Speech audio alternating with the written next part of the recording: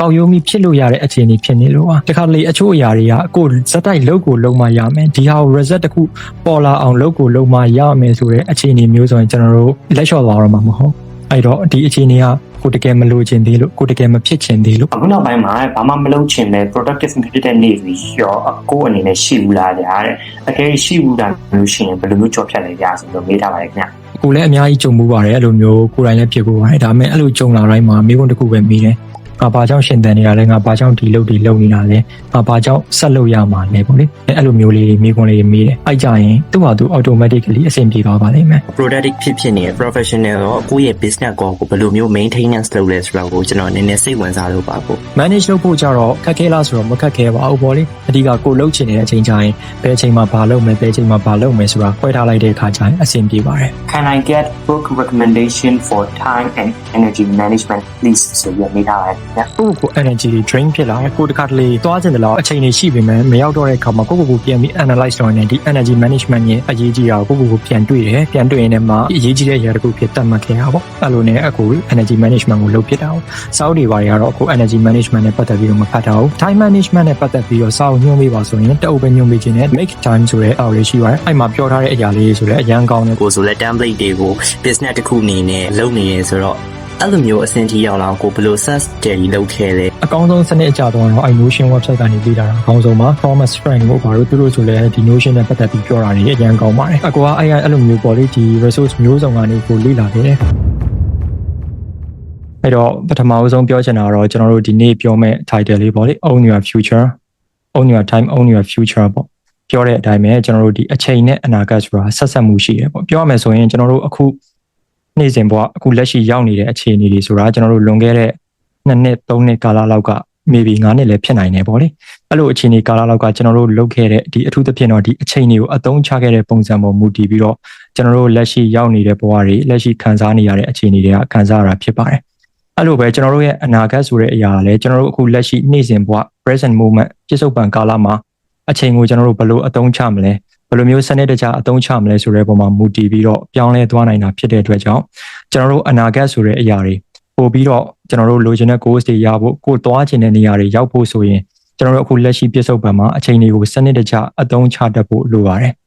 အဲ့ဒါကြောင့်ကျွန်တော်တို့ဒီနေ့ topic လေးမှာဒီအချိန်တွေပေါ့လေကိုယ့်ရဲ့နေ့စဉ်ဘဝမှာရနေတဲ့24နာရီဆိုတဲ့အချိန်တွေကိုကျွန်တော်တို့ဘယ်လိုအသုံးချမလဲဆိုတဲ့အပိုင်းနဲ့ပတ်သက်ပြီးတော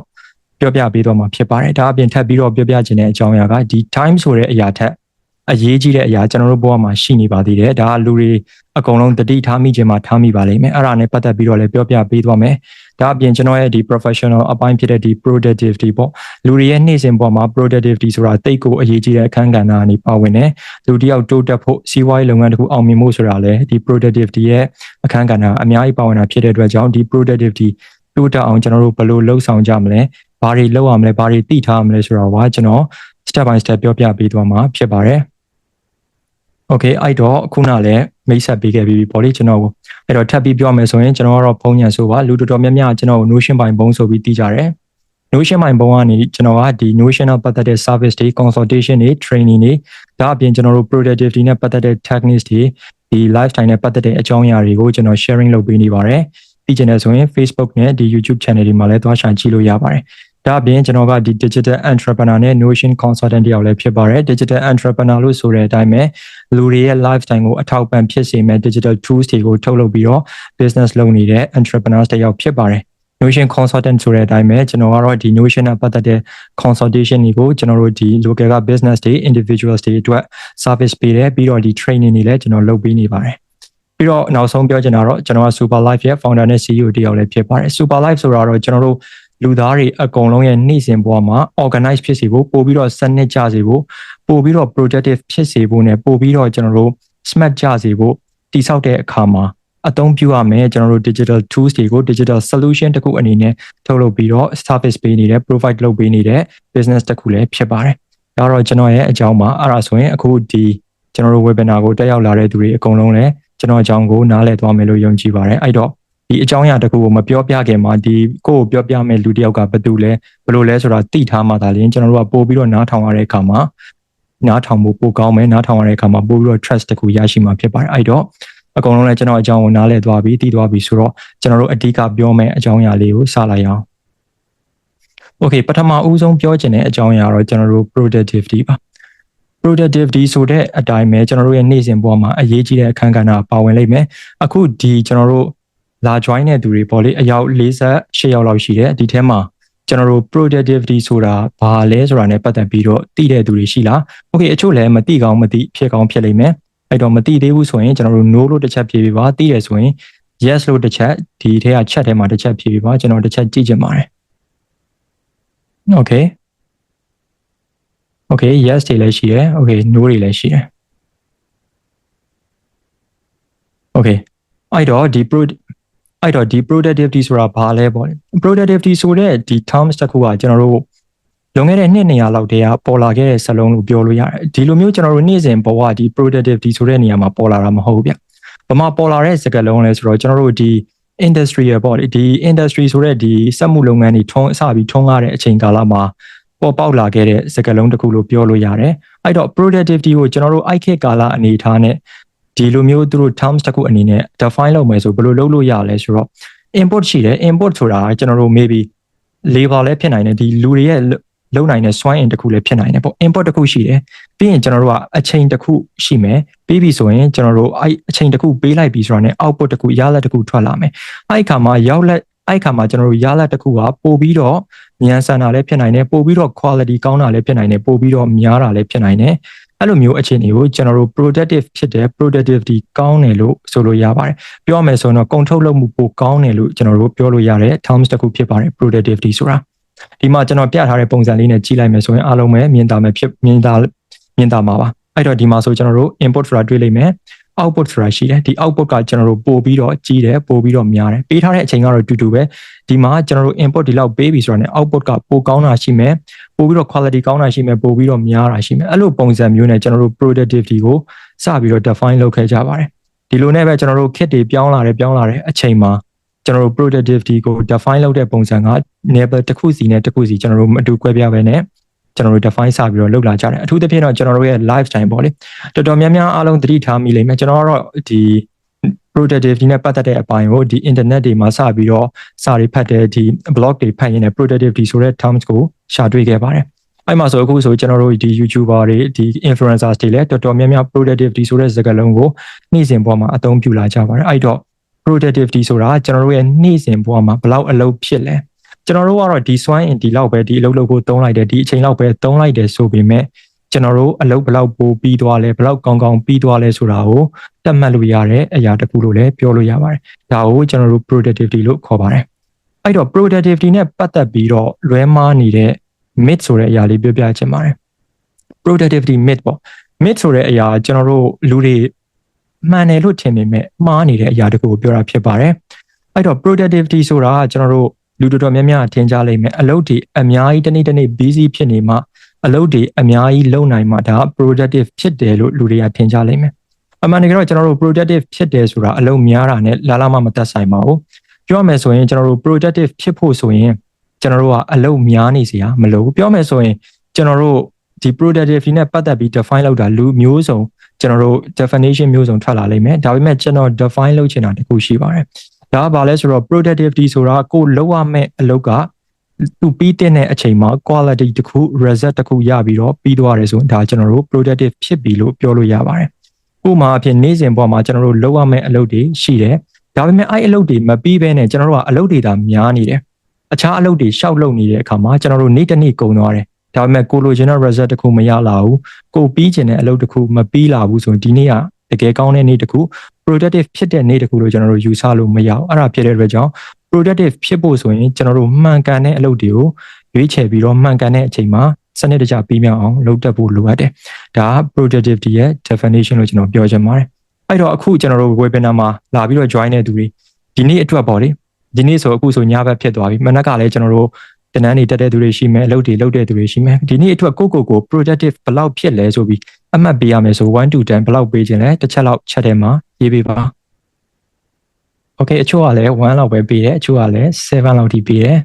Okay ဟုတ်ပြီအဲ့တော့ productivity နဲ့ပတ်သက်ပြီးတော့ပို့ပြီးတော့ကောင်းလာစေဖို့ဆိုရင် techniques လေးတစ်ခု sharing လုပ်ပေးခြင်းတယ်ဒါကတော့ principle တစ်ခုလို့လည်းပြောလို့ရပါတယ်ဒါ Pareto principle လို့ခေါ်တဲ့ 80-20 principle လို့ခေါ်ပါတယ် တခါတလေမှာကျွန်တော်တို့လှုပ်လိုက်တဲ့အလုပ်တွေရဲ့20ရာခိုင်နှုန်းလောက်ကပဲကျွန်တော်တို့လိုချင်တဲ့ result ရဲ့80ရာခိုင်နှုန်းလောက်ကိုပေးတာမျိုးရှိပါတယ်တခါတလေကျွန်တော်တို့ကအလုပ်တွေဒါအများကြီးလုပ်တယ်ဒါပေမဲ့ result တွေကနည်းနည်းလေးပဲပေါ်လာတယ်အဲ့လိုမျိုးအခြေအနေမျိုးတွေဖြစ်တတ်ပါတယ်ဘာဖြစ်လို့လဲဆိုတော့ဒါကျွန်တော်တို့ဂရုစိုက်ရမယ့်အလုပ်အဓိကလုပ်ရမယ့်အလုပ်ကိုကျွန်တော်တို့မရွေးချယ်တတ်သေးလို့ဖြစ်ပါတယ်ပြောမယ်ဆိုကျွန်တော်တို့ productivity ဆိုပြီးကျွန်တော်ကတော့အခုဒီ webinar လာတက်နေတဲ့သူတွေကိုအလုပ်တွေအများကြီးပင်ပင်ပန်းပန်းလုပ်ရမယ်ကြိုးစားမယ်လို့ကျွန်တော်ကတော့မပြောချင်ဘူးအဓိကလုပ်တဲ့အလုပ်ကိုပဲလုပ်ပါလို့ကျွန်တော်ပြောချင်တယ်အဲ့ဒါဖြစ်တဲ့ကြောင့်ကျွန်တော်တို့ရဲ့ result တွေကျွန်တော်တို့လိုချင်တဲ့ result တွေရဲ့80ရာခိုင်နှုန်းကိုကျွန်တော်တို့အခုလက်ရှိလုပ်နေတဲ့အလုပ်တွေရဲ့20ရာခိုင်နှုန်းကပဲယူဆောင်လာပေးတာဖြစ်ပါတယ်အဲ့တော့အဲ့20ရာခိုင်နှုန်းကဘာတွေဖြစ်လဲဆိုတာကိုကျွန်တော်တို့စမ်းစစ်ဖို့လိုတယ်အဲ့လိုစမ်းစစ်ဖို့ဆိုရင်ကျွန်တော်တို့လုပ်နေတဲ့အလုပ်တွေโอเคမနက်မိုးလင်းပြီကျွန်တော်တို့မျက်နှာအသစ်သွားတိုက်ပြီးပြီဆိုတာနဲ့အိယာထလာပြီပေါ့လေအိယာထမျက်နှာအသစ်သွားတိုက်မနက်စာစားပြီးပြီဆိုတာနဲ့ကျွန်တော်တို့အလုပ်တွေစလုပ်တဲ့အချိန်ကနေစပြီးနောက်ဆုံးညအိယာဝင်တဲ့အထိဘာတွေလုပ်လဲဆိုပြီးကိုပြန်ပြီးတော့စမ်းစစ်ကြည့်ပါအဲ့ဒီခါမှာကျွန်တော်တို့ဂျားထဲမှာလေနေတဲ့ gap တွေလည်းတွေ့ရလိမ့်မယ်အခြားကိုတကယ်လှုပ်တဲ့ဟာတွေလည်းတွေ့ရလိမ့်မယ်အဲ့ထဲမှာဘယ်အလုပ်ကကိုလိုချင်တဲ့အရာတကူပေးလဲဥပမာအပြင်ကိုကဒီ goals တစ်ခုလိုချင်တယ်ဥပမာပြင်နိုင်ငံခြားထွက်ချင်တယ်ဒါမှမဟုတ်အလုပ်တစ်ခုလိုချင်တယ်ဒါမှမဟုတ်ကျွန်တော်တို့ language တစ်ခုကိုကျွမ်းကျင်ပြောတတ်ချင်တယ်ဒါမှမဟုတ်တစ်ခုပေါ့လေကျွန်တော်တို့ goals တစ်ခုရှိမယ်ကိုကဒီအရာတစ်ခုတော့ရှိတယ်ဒါပေမဲ့ကျွန်တော်တို့ကအခြားအလုပ်ကိုသွားပြီးတော့80% လောက်သွားပြီးဦးစားပေးနေမယ်ဆိုရင်ကျွန်တော်တို့ goals ကိုရောက်ဖို့20% လောက်မှရင်ကျွန်တော်တို့ stack ဖြစ်နေလိမ့်မယ်အဲ့ဒါဖြစ်တဲ့အတွက်ကြောင့်ကျွန်တော်တို့တကယ်ကျွန်တော်တို့လိုချင်တဲ့ goal ကိုတကယ်ရောက်အောင်လုပ်ပေးနိုင်မဲ့အလုပ်တွေကဘာတွေဖြစ်မလဲဆိုတာကိုစစ်ထုတ်ပြီးတော့အဲ့ဒါကိုစနစ်တကျကျွန်တော်တို့ပို့ပြီးတော့ PPCC လုပ်ဖို့လိုပါတယ်အဲ့ဒါဆိုရင်ကျွန်တော်တို့ရဲ့ productivity percentage ကပို့ပြီးတော့တက်လာလိမ့်မယ် okay ပြီးပြီဆိုတော့နောက်တစ်ခုပြောချင်တာကတော့ priority ပါ priority ဆိုတာမြန်မာလိုပြောမယ်ဆိုရင်တော့အဓိကနဲ့တာမညခွဲတာပေါ့လေလူတွေရဲ့ဘဝမှာအဓိကနဲ့တာမညဆိုတာကျွန်တော်တို့ကိုယ့်ရဲ့ personal life မှာလည်းခွဲရတယ်ကျွန်တော်တို့ business မှာဆိုလည်းဒီ priority ဆိုတာခွဲရတယ်ဥပမာအဖြစ်ကျွန်တော်တို့အလုပ်တင်မှာမဟုတ်ပေါ့လေကိုယ့်ရဲ့မိသားစုကပိုအရေးကြီးတာလားအပြင်လူကပိုအရေးကြီးတာလားဘယ်သူကပိုအရေးကြီးတာလဲလူတွေမှာဆိုလဲခွဲထားသလိုပဲကျွန်တော်တို့တနေ့တာစပြီးတော့ဖြတ်သန်းတဲ့အခါကျရင်လည်းအလုပ်တွေကိုခွဲထားဖို့လိုပါတယ်အထူးသဖြင့်တော့ priority လို့ခေါ်တဲ့အဓိကနဲ့တာမညကိုစနစ်တကျခွဲထားဖို့လိုတယ်အဲ့ဒါခွဲထားမှသာလည်းကျွန်တော်တို့အတွက်ကျွန်တော်တို့လိုချင်တဲ့ goals တွေကိုရောက်အောင်သွားတဲ့အခါမှာမြန်ဆန်နဲ့ရောက်နိုင်မှာဖြစ်ပါတယ်အဲ့လိုမဟုတ်ဘဲနဲ့ကျွန်တော်တို့ priority မခွဲထားဘဲနဲ့လုပ်ချင်အောင်လုပ်မယ်ဖြစ်ချင်အောင်ဖြစ်ဆိုပြီးသွားတဲ့အခါကျရင်ရောက်ချင်အောင်ရောက်သွားပါလိမ့်မယ်အဲ့တော့ကိုသွားချင်တဲ့နေရာကိုတိတိကျကျရောက်ဖို့ဆိုရင်ကျွန်တော်တို့ priority ခွဲဖို့လည်းလိုတယ်အဲ့မှာ priority ခွဲတဲ့အခါမှာ techniques လေးတခုပြောပြချင်တယ်ဒါကတော့ MIT technique လို့ခေါ်ပါတယ် MIT ဆိုတာ most important task လို့ခေါ်ပါတယ်ကျွန်တော်တို့နေ့စဉ်ဘဝမှာမနက်မိုးလင်းလာပြီဆိုတာနဲ့ငါမဖြစ်မနေလုပ်ရမယ့်အလုပ်ဒီနေ့အတွက်မဖြစ်မနေလုပ်ကိုလုပ်ရမယ့်အလုပ်၃ခုဆိုပြီးကျွန်တော်တို့ချရေးဖို့လိုပါတယ်အဲ့မှာဆိုရင်ကိုယ့်ရဲ့ MIT 1ဆိုဘာဖြစ်မလဲ MIT 2ဆိုဘာဖြစ်မလဲ MIT 3ဆိုဘာဖြစ်မလဲကျွန်တော်တို့စပြီးစဉ်းစားဖို့လိုပါတယ်ပြောမယ်ဆိုတော့ဒါ must do list လို့လည်းပြောလို့ရပါတယ်ဒီနေရာမှာ to do list ထက်အရေးကြီးတဲ့အရာတခုပေါ်လာပါပြီ must do list ပါပြောရမယ်ဆိုကျွန်တော်တို့ဒီနေ့လုပ်ကိုလုပ်ရမယ့်အရာတခုပြောမယ်ဆိုရင်ဒီအလုပ်ပြီးမှငါဒီညအိတ်လို့ရမယ်ဆိုတဲ့အရာမျိုးကိုကျွန်တော်တို့ရှာဖွေဖို့လိုပါတယ်ပြီးပြီဆိုတော့အဲ့ဒါကိုကျွန်တော်တို့၃ခုကျွန်တော်တို့ခွဲပြီးတော့တစ်ခုချင်းစီပြီးမြောက်အောင်လုပ်ဖို့လိုပါတယ်အဲ့လိုပုံစံမျိုးနဲ့ priority ခွဲတဲ့အခါမှာကျွန်တော်တို့စပြီးတော့အသုံးပြုလို့ရပါတယ်ဒီ techniques ကိုပေါ့လေဒီ priority ခွဲတဲ့အခါမှာ techniques တွေကတော့မျိုးစုံရှိတယ်အဲ့ထဲမှာအယိုးရှင်းဆုံးနဲ့အဆင်ပြေဆုံးကတော့ဒီ MIT ဆိုတဲ့ technique ပဲဖြစ်ပါတယ် okay အဲ့တော့ကျွန်တော်တို့ productivity အတွက်ကျွန်တော်တို့ဒီ 80-20 principle လည်းသိသွားပြီဆို MIT ဆိုတဲ့ technique ပေါ့လေဒီ most important task တွေကိုကျွန်တော်တို့ခွဲဖို့လဲကျွန်တော်တို့သိသွားပြီဆိုရင်နောက်တစ်ခုကတော့ time management မှာကျွန်တော်တို့အခုပြောတဲ့ webinar မှာပြောခဲ့တဲ့အတိုင်းပဲပေါ့လေ webinar title အတိုင်းပဲဒီ own your time ကိုယ့်ရဲ့အချိန်တွေကိုပိုင်ဆိုင်ဖို့ဆိုရင်ကျွန်တော်တို့ဘာလုပ်ရမလဲအချိန်တွေကိုကျွန်တော်တို့ manage လုပ်ဖို့လိုပါတယ်အချိန်တွေ time management လုပ်တယ်ဆိုတာအမှန်တကယ်တော့ time တစ်ခုတည်းကိုကျွန်တော်တို့ manage လုပ်တာမဟုတ်ဘာကိုလုပ်တာလဲဆိုတော့ mind ကို manage လုပ်တာဖြစ်ပါတယ်ကျွန်တော်တို့ရဲ့စိတ်ကိုလည်း manage လုပ်ရတာဖြစ်ပါတယ်ကျွန်တော်တို့စိတ်ကို manage လုပ်ရတယ်ဆိုတာဘယ်အချိန်မှာဘာလုပ်မလဲဆိုတာကိုကိုယ့်စိတ်ကိုပြန်ပြီးတော့ comment ပေးရတာဖြစ်ပါတယ်အချိန်ကို manage လုပ်မယ်ဆိုပြီးနာအီကိုကြည့်ပြီးတော့ကျွန်တော်တို့ manage လုပ်နေလို့မရပါဘူးကိုယ့်ရဲ့စိတ်ကိုပြန်ပြီးတော့ comment လုပ်ဖို့လိုပါတယ်ငါတော့ဒီအချိန်မှာဒါဖြစ်မြောက်အောင်လုပ်မယ်ဒါပြီးမြောက်အောင်လုပ်မယ်ဆိုပြီးကိုယ့်စိတ်ကို manage လုပ်ထားဖို့လိုပါတယ်အဲ့ဒီခါမှာအရေးကြီးတဲ့အရာလေးတစ်ခုကဘာလဲဆိုတော့ discipline ဆိုတဲ့အရာပါအချိန်တွေ manage လုပ်တဲ့အခါမှာအချိန်တွေတော့ manage လုပ်တယ်ကိုယ့်စိတ်ကိုတော့ပြောတယ်ဒါပေမဲ့ပြောတဲ့အတိုင်းကိုက like မလုပ်ဘူးဆိုရင်ကျွန်တော်တို့ ဒီ time management ဆိုတဲ့အရာကစနစ်တကျဖြစ်လာမှာမဟုတ်ဘူးအဲ့ဒါဖြစ်တဲ့အတွက်ကြောင့် discipline ဆိုတဲ့စီကံနဲ့ကျွန်တော်တို့စနစ်တကျစီကံချမှတ်ထားဖို့လိုတယ်ဘောင်ခတ်ထားဖို့လိုတယ်အဲ့တော့ discipline ဆိုတဲ့စီကံပေါ့ discipline ဆိုတဲ့စီကံဆိုတာကိုယ်စိတ်ကအမိန့်ပေးလိုက်ပြီးဆိုတာနဲ့ကိုယ်ခန္ဓာကိုယ်ကလိုက်လုပ်တယ်ဆိုတဲ့ပုံစံမျိုးပေါ့ဥပမာအဖြစ်ကျွန်တော်တို့ကိုယ်စိတ်ကငါစာဖတ်မယ်ဆိုတာသိတဲ့အခါမှာချက်ချင်းခန္ဓာကိုယ်ကစာထဖတ်လာအဲ့တော့ကိုယ်စိတ်ကိုဘယ်လောက် comment ပေးနိုင်လဲ discipline ကောင်းလဲဆိုတာကိုအမှတ်ပေးရမယ်ဆိုရင်အခု webinar တက်နေတဲ့သူတွေဘယ်လောက်အမှတ်ပေးခြင်းလဲကိုယ့်ရဲ့ discipline power ကိုအမှတ်ပေးကြည့်ပါ1 to 10 okay အချို့ကလည်း0အချို့ကလည်း6လောက်ထိပေးထားတယ် okay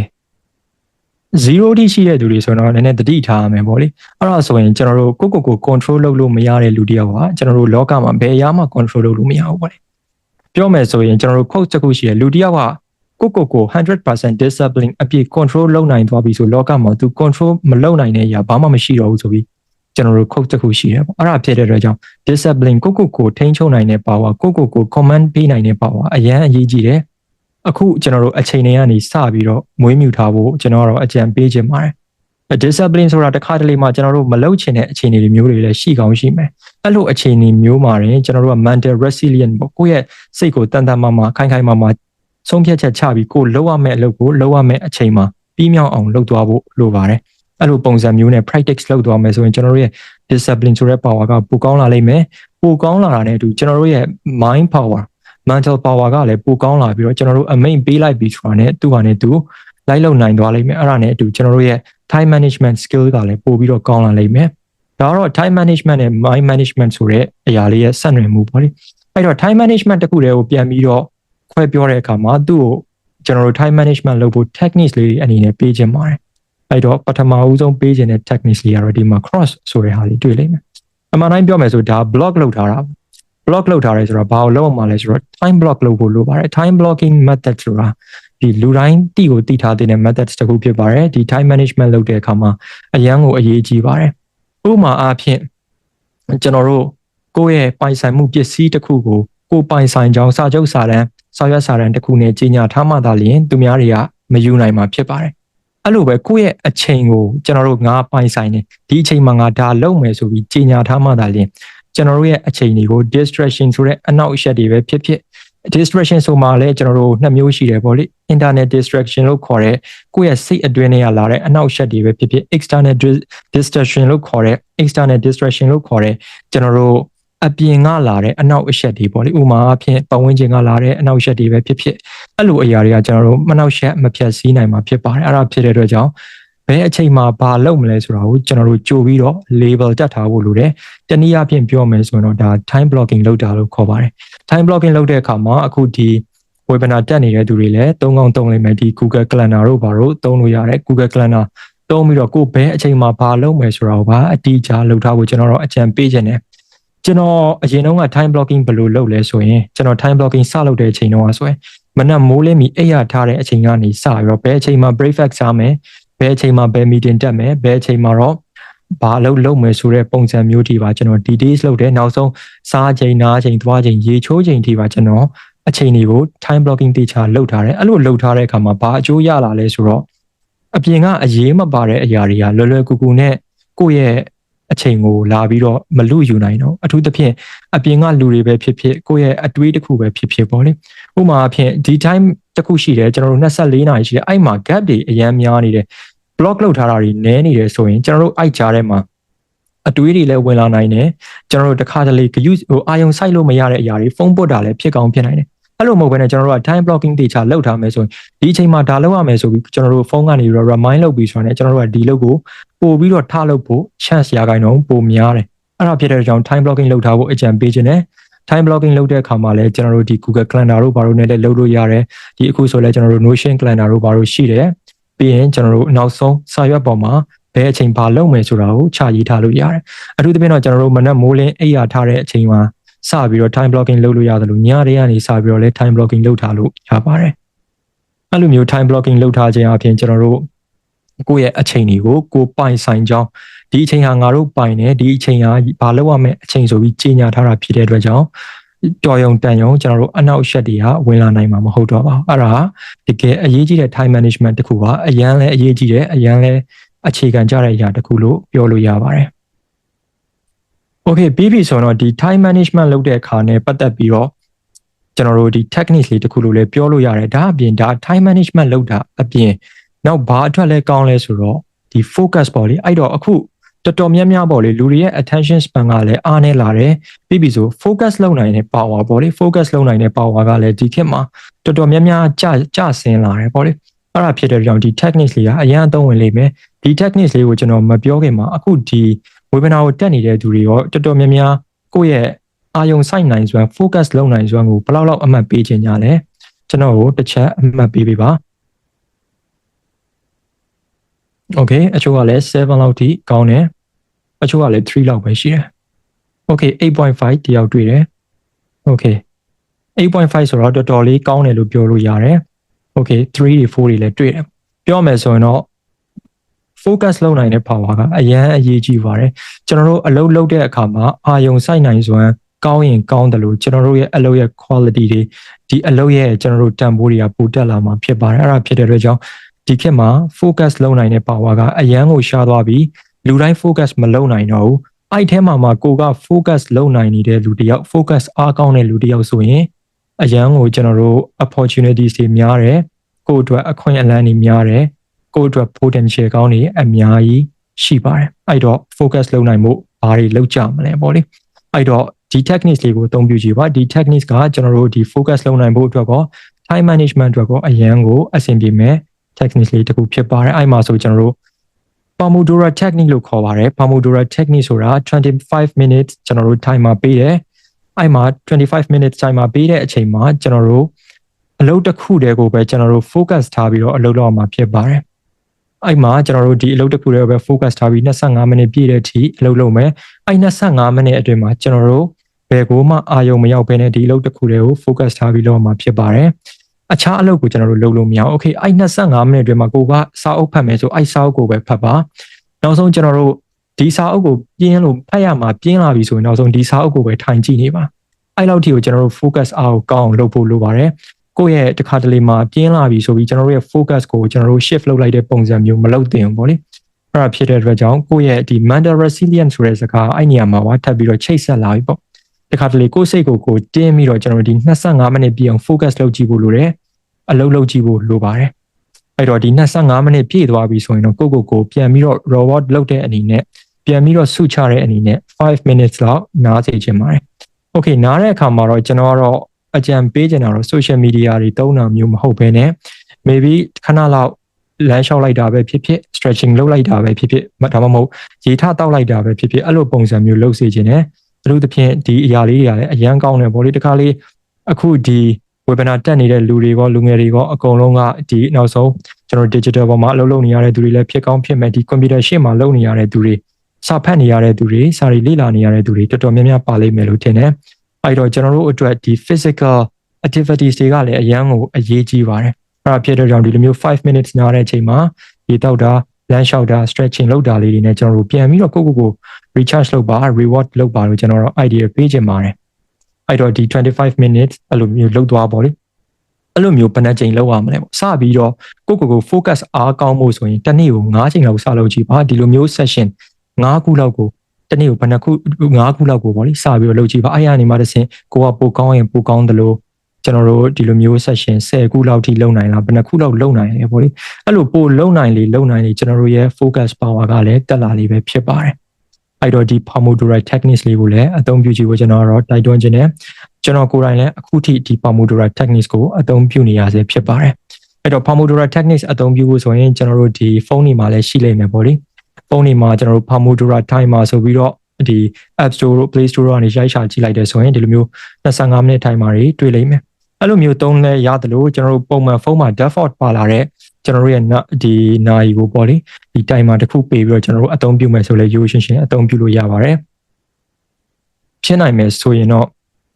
့အခုဒီ webinar ပြီးတဲ့အချိန်ကနေစပြီးတော့အလုပ်လုပ်တဲ့အခါမှာဒီ Pomodoro techniques လေးကိုအသုံးပြုပြီးတော့အလုပ်လုပ်ဖို့ကျွန်တော်တို့အကြံပေးချင်ပါတယ်အဲ့လိုမျိုးအသုံးပြုလာတဲ့အခါမှာတစ်ခုထူးခြားတာတွေတစ်ခုတွေ့လာလိမ့်မယ်ဒါကဘာလဲဆိုတော့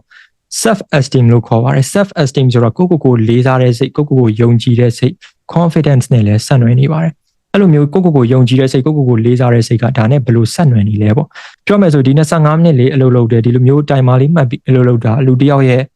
ဘဝ motivation အတွက်ဒီ self esteem အတွက်အရန်ကိုအရေးကြီးတယ်ပြောမယ်ဆိုကိုကဒီ25မိနစ်ဒီလိုမျိုးပေါမိုဒိုရာတိုင်မာနဲ့အလုပ်လုပ်ထားတာကို record တေချာလုပ်တာပါဥပမာပြင်စာရွက်မှာပဲဖြစ်ကျွန်တော်တို့ဒီ25မိနစ် first session second session စသဖြင့် session လေးတွေမှတ်ထားပြီးတော့ check လုပ်သွားမယ်ဆိုရင်တနေ့တာကြည့်လိုက်မယ်အဲ့ခံဒီပြီးကျွန်တော်ကြည့်လိုက်မယ်ဆိုငါဒီ Pomodoro session က10ခုတောင်ပြီးသွားတာပဲဒီနေ့အတွက်ငါကောင်းကောင်း focus လုပ်နိုင်သွားပါလားဆိုတော့ယုံကြည်မှုတစ်ခုကျွန်တော်တို့ရလာလိမ့်မယ် confidence တစ်ခုရလာလိမ့်မယ်အဲ့ကြရင်ကျွန်တော်တို့နောက်နေ့မှာဖြတ်သန်းမှုတွေပို့ပြီးတော့ energy တစ်ခုရလာလိမ့်မယ်ကျွန်တော်တို့ confidence ဆိုတဲ့အရာမျိုးဟာကျွန်တော်တို့ဒီတိုင်းအလိုလိုနေရတာမဟုတ်ပါဘူးကိုယ်တိုင်လက်တွေ့လုပ်ယူရင်းနဲ့တိဆောက်ရတဲ့အရာဖြစ်တယ်အဲ့ဒါဖြစ်တဲ့ကြောင့်ကိုယ်လုပ်ခဲ့တဲ့အရာတွေကိုတိဆောက်ထားတဲ့အရာတွေကို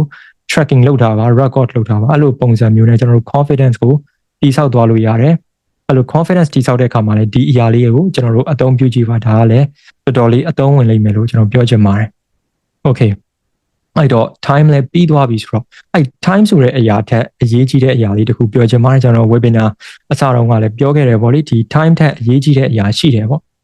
ဘာလဲဆိုတော့ energy လို့ခေါ်ပါတယ်လူတော်တော်များများက time ဆိုတဲ့အချိန်ကအရေးကြီးတယ်အရေးကြီးတာဖြစ်တဲ့အတွက်ကြောင့် time management တေချာလုပ်ရမယ်လို့ပဲသိကြတယ်ပေါ့ဒါပေမဲ့အခုခေတ်မှာ time ထက်အရေးကြီးတာ energy ပါ energy ဆိုတဲ့ energy management ကအရန်ကြီးလာပါတယ်ဘာကြောင့်လဲကျွန်တော်တို့စဉ်းစားကြည့် time ဆိုတာတစ်နေ့ကို24နာရီရတယ်ကျွန်တော်တို့လူသားတိုင်း24နာရီရပါတယ်ဒါပေမဲ့အဲ့24နာရီရတဲ့အချိန်အပြည့်ကိုကျွန်တော်တို့ energy တွေရှိနေမယ်လို့ထင်လားအဲ့တော့ပြောမယ်ဆိုကျွန်တော်တို့24နာရီအပြည့်ဘယ်သူမှအလုပ်လုပ်နိုင်မယ်လို့တော့ကျွန်တော်မထင်ဘူးဗောလေကျွန်တော်ကိုယ်တိုင်လည်း24နာရီအပြည့်မလုပ်နိုင်ဘူးဘာကြောင့်လဲဒါဘာကြောင့်လဲဆိုတော့ကျွန်တော်တို့ energy limitation ကြောင့်ပါကျွန်တော်တို့လူသားတွေမှာရထားတဲ့ကိုယ်ခန္ဓာကိုယ်မှာရှိတဲ့ energy အလုပ်လုပ်နိုင်တဲ့ energy ဆိုတာ limit ရှိပါတယ်အချိန်တက်တောင် limit များတယ်တနေ့ကိုကျွန်တော်တို့ maybe energy အပြည့်အဝနဲ့တကယ်တမ်းအလုပ်လုပ်နိုင်တာဆိုလို့6နာရီလောက်ပဲရှိတယ်အချို့ဆိုဒီထက်နည်းကောင်းနေမယ် maybe နောက်ဆုံး10နာရီထက်ကိုမများနိုင်ဒါအရန် energy ကောင်းတဲ့သူတွေဆိုရင်ကျွန်တော်တို့10နာရီထက်ကိုမများနိုင်ဘူးပေါ့လေအဲ့ဒါဖြစ်တဲ့ကြောင့် energy management ကပိုပြီးအရေးကြီးလာတယ်အဲ့လိုမျိုးကျွန်တော်တို့ဒီလိုမျိုးနည်းတဲ့အချိန်ထက်ပိုနည်းတဲ့ energy အဲ့ energy ကိုကျွန်တော်တို့စနစ်တကျ manage လုပ်တတ်ဖို့လိုတယ် manage လုပ်တဲ့အခါမှာငါမှမနက်မိုးလင်းလာပြီဆိုရင် energy ဘယ်လောက်ရှိလဲဒါမှမဟုတ်ညမိုးချုပ်တဲ့အခါမှာပိုပြီးတော့ energy ရှိတာလားအဲ့တော့လူတစ်ယောက်နဲ့တစ်ယောက်ကမတူကြဘူးအဲ့ဒါကိုပြန်ဆန်းစစ်ဖို့လိုတယ်နော်ကျွန်တော်တို့ကိုပြန်ဆန်းစစ်ဖို့ဆိုရင်ငါက morning person လား night person လားဆိုတော့ပြန်ဆန်းစစ်ဖို့လိုတယ်ကိုကကျွန်တော်တို့ morning person ဖြစ်တာညဘက်မှာအလုပ်တွေတွားလုပ်ချင်လို့မရအောင်အဲ့အချိန်မှာ energy ကကျွန်တော်တို့ down နေပြီအဲ့လိုဆိုတော့ကိုကျွန်တော်တို့ပြန်ဆန်းစစ်ဖို့လိုတယ်အဲ့တော့ဒီ webinar join တဲ့သူတွေထဲမှာကျွန်တော်တို့ morning person တွေများလား night person တွေများလားဘယ်အချိန်မှပို့ပြီးတော့ကို energetic ဖြစ်တယ်လို့ခံစားရလဲပေါ့လေ morning person ဆို am လို့တစ်ချက်ရေးပေးပါ night person ဆို an လို့တစ်ချက်ရေးပေးပါOkay morning person တွေပါတယ် night person တွေပိုများရယ်နော်ဟုတ်တယ်ကျွန်တော်လည်း night person မှာညဘက်မှာပို့ပြီးတော့ energetic ဖြစ်တယ်အလုပ်လုပ်ရတာပိုကောင်းတယ်ပေါ့လေအဲ့တော့ကိုကဘယ်အချိန်မှာအလုပ်လုပ်ရတာပိုကောင်းလဲဆိုတော့ကိုယ့်ရဲ့ energy ကိုတည်သွားပြီဆိုရင်ကျွန်တော်တို့ဒါကိုအသုံးချလို့ရပါပြီဘယ်လိုအသုံးချမလဲဆိုတော့ညဘက်မှာအလုပ်လုပ်လို့ပိုကောင်းတယ်ပိုပြီး energetic ဖြစ်တယ်ဆိုရင် energy ပိုသုံးရမယ့်အလုပ်တွေကိုညဘက်မှာအဓိကလုပ်ပါကျွန်တော်တို့ energy short သုံးရမယ့်အလုပ်တွေ energy တိတ်မသုံးရမယ့်အလုပ်တွေဆိုရင်မနက်ပိုင်းမှာလုပ်ပါအဲ့လိုပုံစံမျိုးနဲ့ကျွန်တော်တို့ energy management လုပ်လို့ရပါတယ် energy management လုပ်တဲ့အခါမှာထပ်ပြီးတော့အရေးကြီးတဲ့အရာတခုပြောပြချင်ပါတယ်ဒါကဘာလဲဆိုတော့ energy ကိုနည်းနည်းကျွန်တော်တို့ extend ထပ်လုပ်လို့ရတယ် time ကိုကျွန်တော်တို့24နာရီကိုထပ်ပြီးတော့ဆွဲလို့တော့မရအောင်เนาะအချိန်24နာရီက24နာရီပဲဆွဲဆန့်လို့မရအောင်ဒါပေမဲ့ energy ကိုနည်းနည်းဆွဲဆန့်လို့ရတယ်ဘယ်လိုဆွဲဆန့်မလဲဆိုတော့ကျွန်တော်တို့ရဲ့ဒီပေါ့ပြောမယ်ဆိုရင်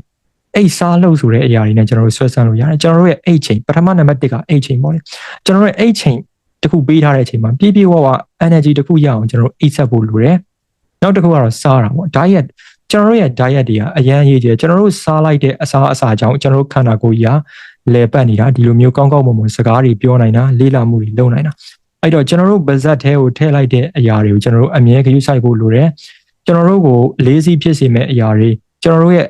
energy ကို drain ဖြစ်စေမဲ့အစားအစာတွေဒီလိုမျိုးအရာတွေကိုရှောင်ကျဉ်သင့်တယ်အထူးသဖြင့်ကျွန်တော်တို့အခုအတွက် energetic ဖြစ်စေမဲ့ diet plan မျိုးကိုကျွန်တော်တို့ရှာဖွေစဉ်းစားပြီးတော့စနစ်တကျစားတောက်ဖို့လိုတယ်နောက်တစ်ခုကတော့နောက်ဆုံးကအိတ်စားလှုပ်ဆိုတဲ့အတိုင်းနောက်ဆုံးကလှုပ်ပေါ့လှုပ်ရှားမှုကအရန်အရေးကြီးတယ်ကျွန်တော်တို့လှုပ်ရှားမှုမရှိဘူးဆိုလူတစ်ယောက်ကကြာရင် lazy ဖြစ်လာမယ်ခန္ဓာကိုယ်ရဲ့မဟုတ်တော့ဘဲနဲ့ကျွန်တော်တို့ရဲ့ဒီစိတ်ပိုင်းဆိုင်ရာပါကျွန်တော်တို့ကြာလာရင် depression တွေဝင်တာတခါလေ anxiety တွေဖြစ်တာ stress တွေဖြစ်တာပါဖြစ်နိုင်တယ်အဲ့တော့ဒီလှုပ်ရှားမှုကလည်းနေ့တိုင်းကိုလုပ်ပေးတဲ့ stretching လုပ်တာပဲဖြစ်ဖြစ်လမ်းလျှောက်တာ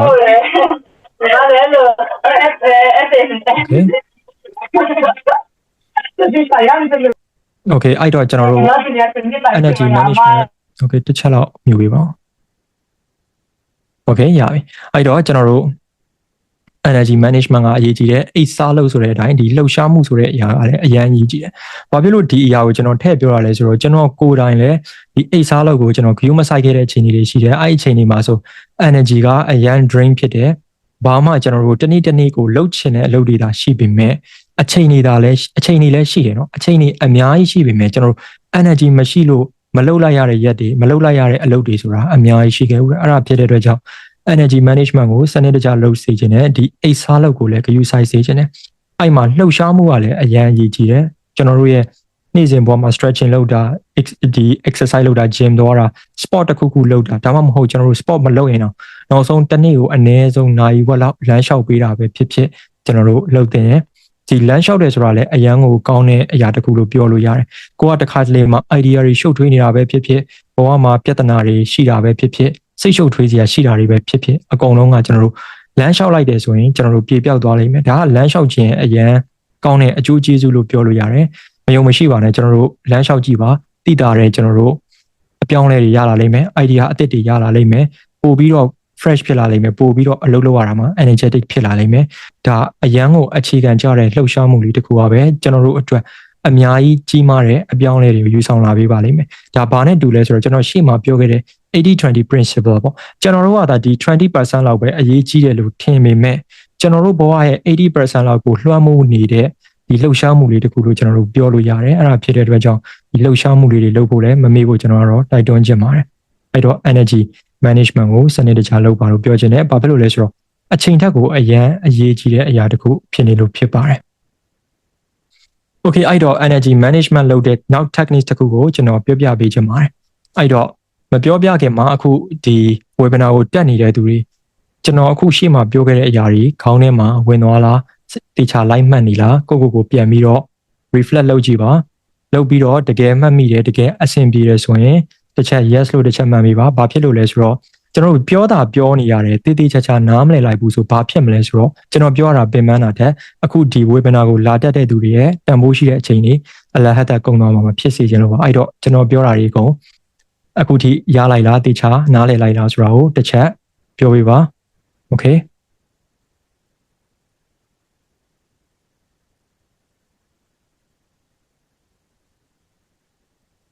Okay အကုန်လုံးနားလည်ကြတယ်အကုန်လုံးအဆင်ပြေကြတယ်အဲ့တော့ကျွန်တော်တို့နောက်တစ်ဆင့်ဆက်သွားပါမယ်အဲ့တော့ energy ကိုဘယ်လိုကျွန်တော်တို့ manage ထပ်လုပ်မလဲပေါ့လေ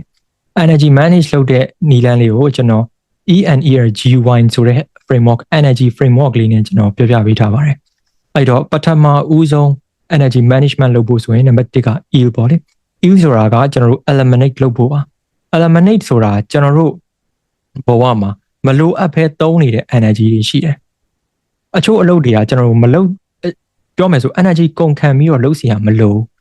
ုဘဲနဲ့ကျွန်တော်တို့လုပ်နေတဲ့အရာတွေရှိတယ်အဲ့ဒါတွေကျွန်တော်တို့စစ်ထုတ်ဖို့လိုတယ်အဲ့ဒါကိုဘယ်လိုခေါ်လဲဆိုတော့ low value tax လို့ခေါ်တယ်တန်ဖိုးအဲ့လောက်ထိတိတ်မရှိကိုဘွားအတွက်ကြီးမားမားပြောင်းလဲဖို့မရှိဘူးဒီတိုင်းအပေါ်ရန်အလုပ်တွေလို့ပြောလို့ရတယ်အဲ့အလုပ်တွေကိုကျွန်တော်တို့ဖယ်ထုတ်ဖို့လိုတယ် eliminate လုပ်ဖို့လိုတယ်အဲ့ဒါနံပါတ်1တစ်ချက်ပေါ့လေပြီးပြီဆိုတော့နောက်တစ်ခုက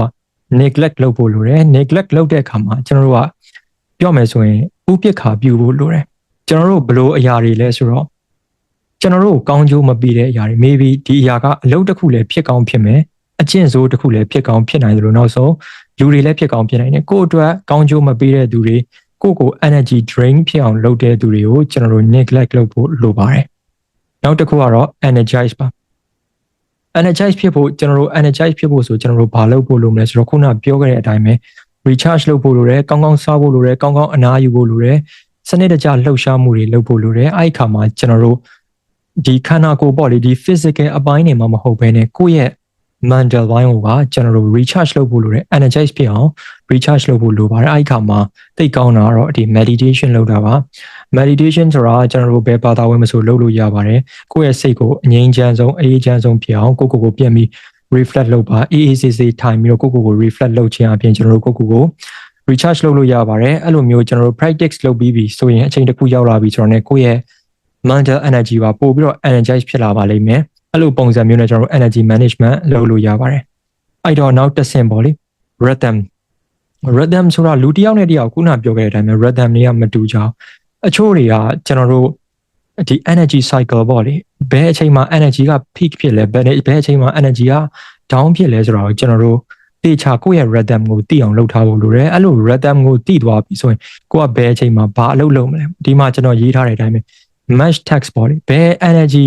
အချိန်နဲ့ဘယ် energy နဲ့ဘယ် text နဲ့တွဲပေးရမလဲပေါ့ဥပမာအားဖြင့် energy peak အဖြစ်ဆုံးအချိန်မှာဆိုရင်ကျွန်တော်တို့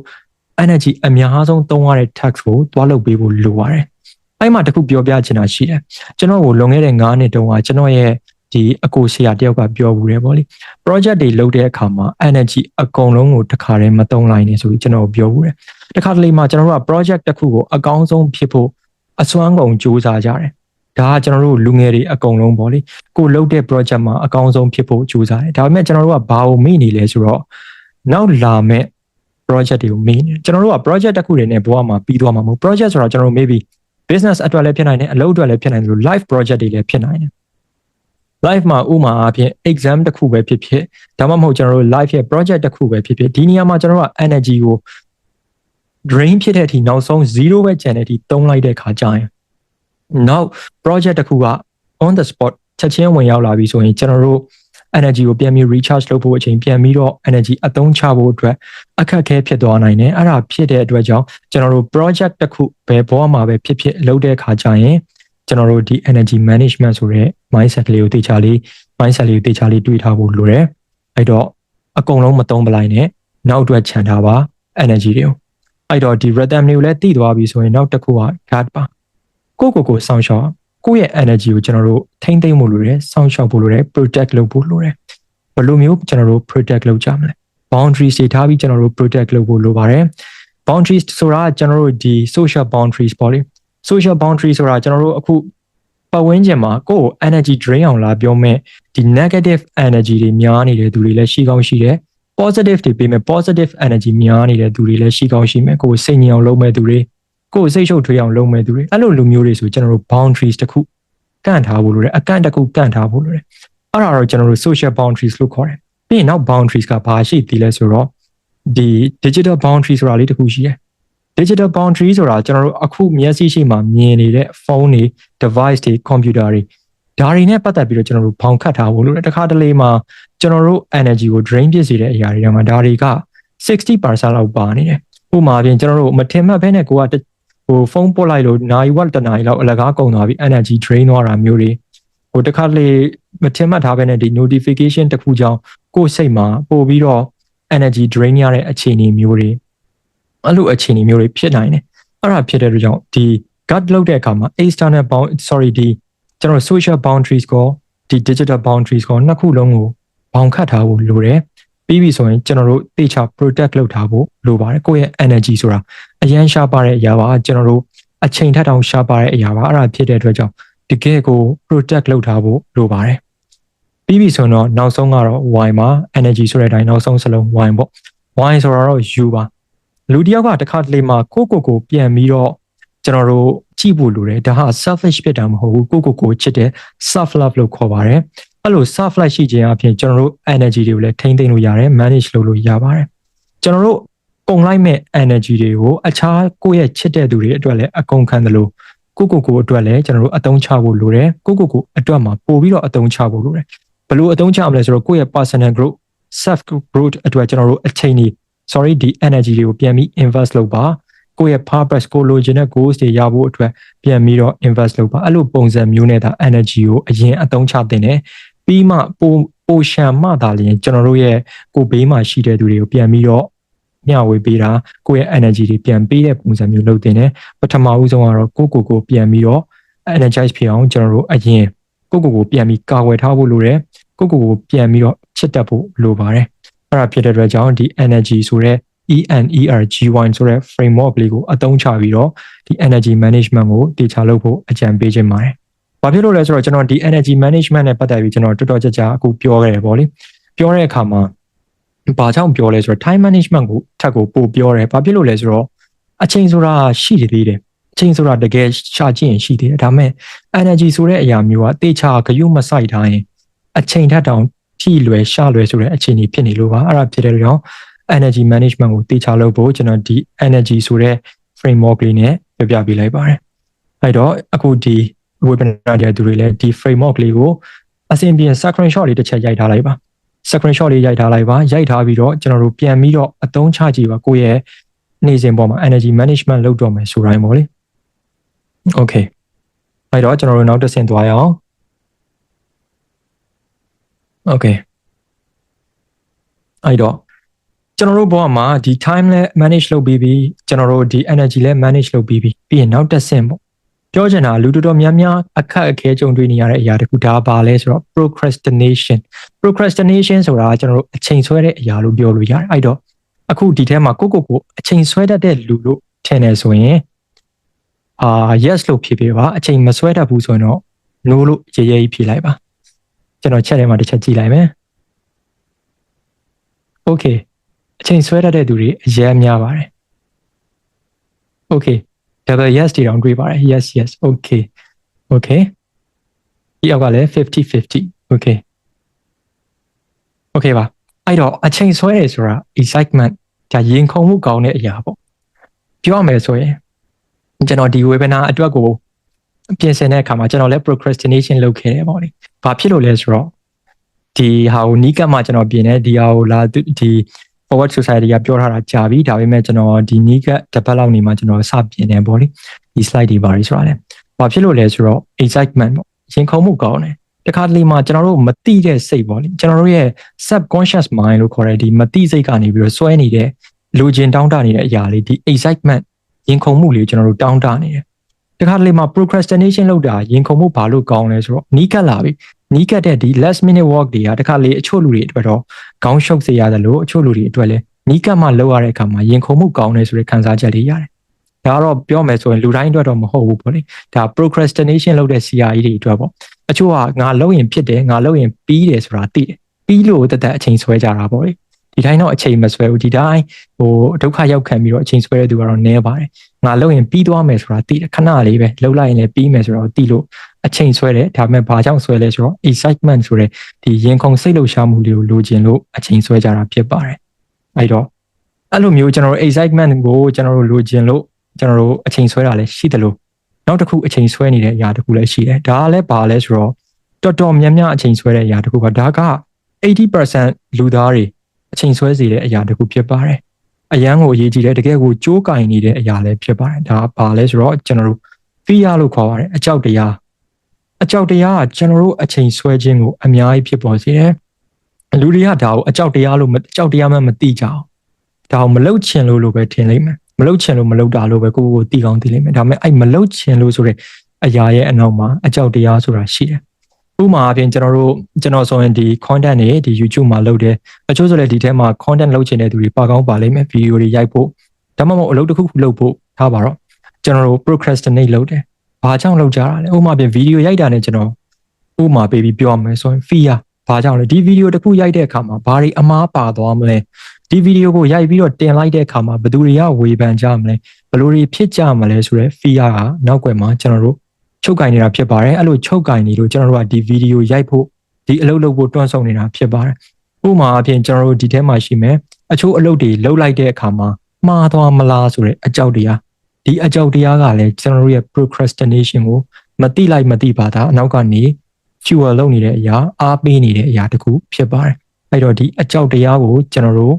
သိထားဖို့လိုတယ်အဲ့တော့ procrastination လုပ်တဲ့အခါမှာဒီအကြောက်တရားအရန်အရေးကြီးတယ်အဲ့တော့ဒီအကြောက်တရားကိုကျွန်တော်တို့ဘယ်လိုဖြေရှင်းကြမလဲ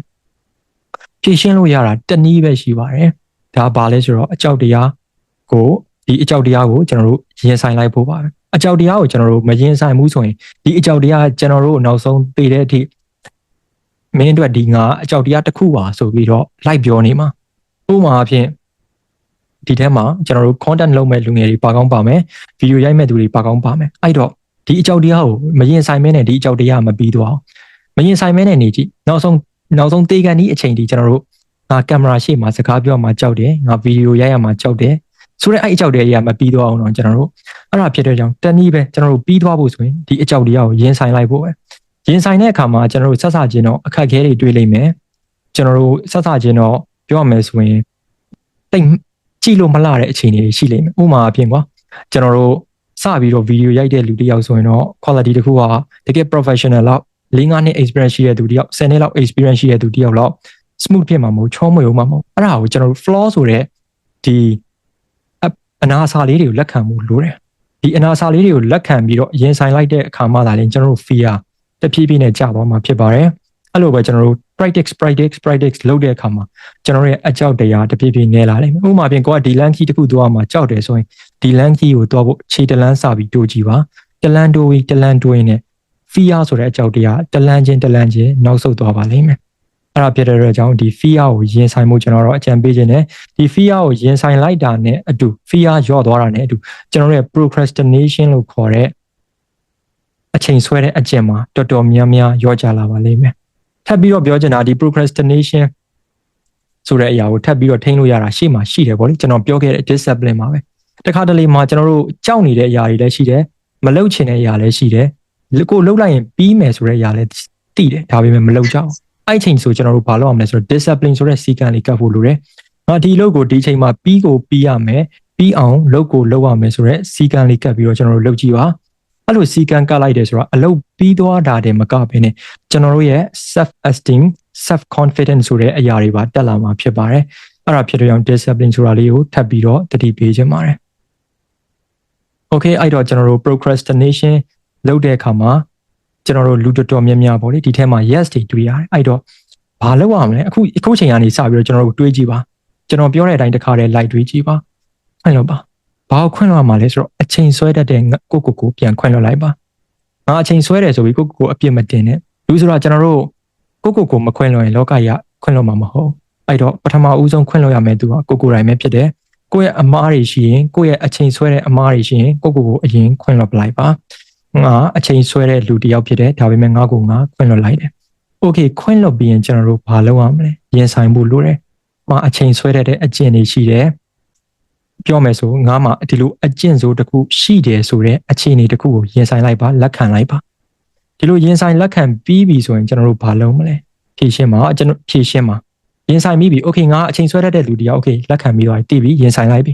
ဒါပေမဲ့ဒီတိုင်းနေလို့မရဘူးကျွန်တော်တို့ဖြည့်ရှင်းဖို့လိုတယ်အဲ့ဖြည့်ရှင်းရမယ့်နည်းတွေကိုကျွန်တော်ရှေ့မှာပြောခဲ့တယ်ဒီ discipline တွေဒီ fear ဆိုတဲ့အကြောက်တရားတွေရင်ဆိုင်မှုတွေဒီ excitement ဆိုတဲ့အရာတွေနားလည်ဖို့တွေဒီလိုမျိုး techniques တွေကိုအသုံးပြုပြီးတော့ဖြည့်ရှင်းပါအဲ့လိုမျိုးဒီလိုမျိုးပထမအဆုံးကျွန်တော်ပြောခဲ့တဲ့အတိုင်းပဲခွင့်လွှတ်မယ်ရင်ဆိုင်မယ်ဖြည့်ရှင်းမယ်အဲ့သုံးချက်ကိုလုပ်သွားတဲ့အခါကျရင်အခုဒီ webinar တက်နေတဲ့သူတွေဒီ procrastination ဆိုတဲ့အချိန်ဆွဲမှုရနေပြီးတော့ 95% လောက်လွတ်မြောက်မှာဖြစ်ပါတယ်ဒါပေမဲ့ 100% လို့ကျွန်တော်မပြောပါဘူးဘာဖြစ်လို့လဲဆိုတော့ကမ္ဘာမှာဘလောက်ထိအောင်မြင်နေတဲ့သူတွေပဲဖြစ်ပါစေဘလောက်ထိကျွန်တော်တို့ထူးချွန်နေတဲ့သူတွေပဲဖြစ်ပါစေအချိန်ဆွဲမှုလေးဆိုတော့အနည်းနဲ့အများရှိကြတယ်ဒါအနည်းဆုံးဖြစ်ပါစီလို့ပဲအဓိကပြောချင်ပါတယ်အဲ့တော့ 5% လောက်ကတော့ကျွန်တော်တို့လွတ်ပေးထားလို့ရတယ်ကျန်တဲ့ 95% ကိုတော့အကောင်းဆုံးကျွန်တော်တို့ control လုပ်ဖို့လိုပါတယ် okay ပြီးတော့နောက်တစ်ဆင့်ဖြစ်တဲ့ကျွန်တော်တို့ motivation ဆိုတဲ့အပိုင်းလေးပြောမယ် okay motivation အဲ့တော့တခါတလေမှာကိုဒီရက်တွေပဲဖြစ်ဖြစ်ဒီနှစ်ထဲမှာပဲဖြစ်ဖြစ်နှစ်စပေါ့လေနှစ်စ January လကနေစပြီးတော့ motivation ကအရင် peak ဖြစ်တယ် January လမှာအော်ငါဒီနှစ်ကို2025ကိုဘယ်လိုအကောင်းဆုံးဖြစ်အောင်ဖြတ်သန်းမယ်ဘယ်လို goals တွေတော့ရအောင်ယူမယ်ဘာတွေလုပ်မယ်ဆိုတဲ့ motivation တွေတော့ခြိတက်လာကြတာပဲပေါ့လေအဲ့လိုခြိတက်လာကြတာအခုဆိုကျွန်တော်တို့ September လဆိုတော့တော်တော်လေးတစ်နှစ်ရဲ့ပြောမယ်ဆို၄ပုံ၃ပုံလောက်ကျိုးသွားပြီ maybe ရက်100လောက်ပဲရက်100နီးပါးလောက်ပဲလိုတော့တယ်ပေါ့ဒီတစ်နှစ်ကုန်သွားဘူးအဲ့ခါမှာကျွန်တော်တို့ motivation ကဒီလိုမျိုး peak ဖြစ်တဲ့နေရာနေတဖြည်းဖြည်းကျလာတယ်အခုဒီ webinar တက်နေတဲ့သူတွေလည်းတဖြည်းဖြည်း motivation ကနည်းနေတဲ့သူတွေလည်းရှိကောင်းရှိလိမ့်မယ်ပေါ့လေအဲ့တော့အခု6လပိုင်းရောက်ပြီကိုယ့်ရဲ့ goals တွေစီသွားဖို့ကိုလိုချင်တဲ့နေရာတွေစီသွားဖို့ motivation ရောကြံကြသေးရဲ့လားကြံသေးတယ်ဆိုရင် yes လို့ပြောပါမကြံတော့ဘူးဆိုရင်တော့ no လို့ပြောပါချက်တဲ့တစ်ချက်ကြည့်အောင် okay 50-50ထပ်တွေ့ပြန်ပြီ no တဲ့ okay yes တွေလည်းတွေ့ရတယ် yes တွေလည်းများပါတယ်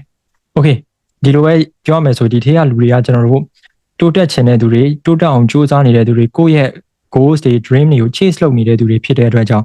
yes တွေများမယ်ဆိုတော့ကျွန်တော်ယုံကြည်ပါတယ်အဲ့တော့ no ဖြစ်နေတဲ့သူတွေကိုလည်းကျွန်တော်ထပ်ပြီးတော့ပြောပြပေးချင်ပါတယ်အခုကျွန်တော်တို့လိုနေတဲ့အချိန်အခုဒီအချိန်မှာလိုနေတာ motivation မဟုတ်တော့ပါဘူး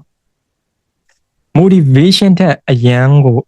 အရေးပါတဲ့အရာတစ်ခုရှိတယ်ဒါပါလဲဆိုတော့ momentum ပါ motivation မရှိလို့စိတ်မပူပါနဲ့ momentum ရှိရင်ကျွန်တော်တို့ရှေ့ဆက်လို့ရပါတယ် momentum ဆိုတာအရှိန်ပါလောကမှာကျွန်တော်တို့ motivation မရှိဘဲနဲ့ကိုယ့်ရဲ့အရှိန်လေးနဲ့ရှေ့ဆက်နေတဲ့သူတွေအများကြီးပဲ motivation ဆိုတာကျွန်တော်တို့စိတ်အတက်ကြကြောင်ပျောက်သွားတဲ့ဟာမျိုးတွေလည်းရှိမယ်တခါတလေကျွန်တော်တို့ရဲ့စိတ်ခံစားချက်တွေကြောင့်ပျောက်သွားတာလည်းရှိမယ်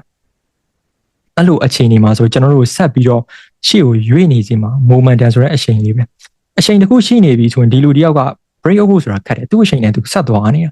အဲ့တော့ momentum ရဖို့ဆိုဘာလုပ်မလဲ momentum ရဖို့ဆိုရင်ကျွန်တော်တို့စပြီးလုပ်ဖို့လိုတယ်စပြီးတော့စမ်းပြီးတော့လုပ်ဖို့လိုတယ်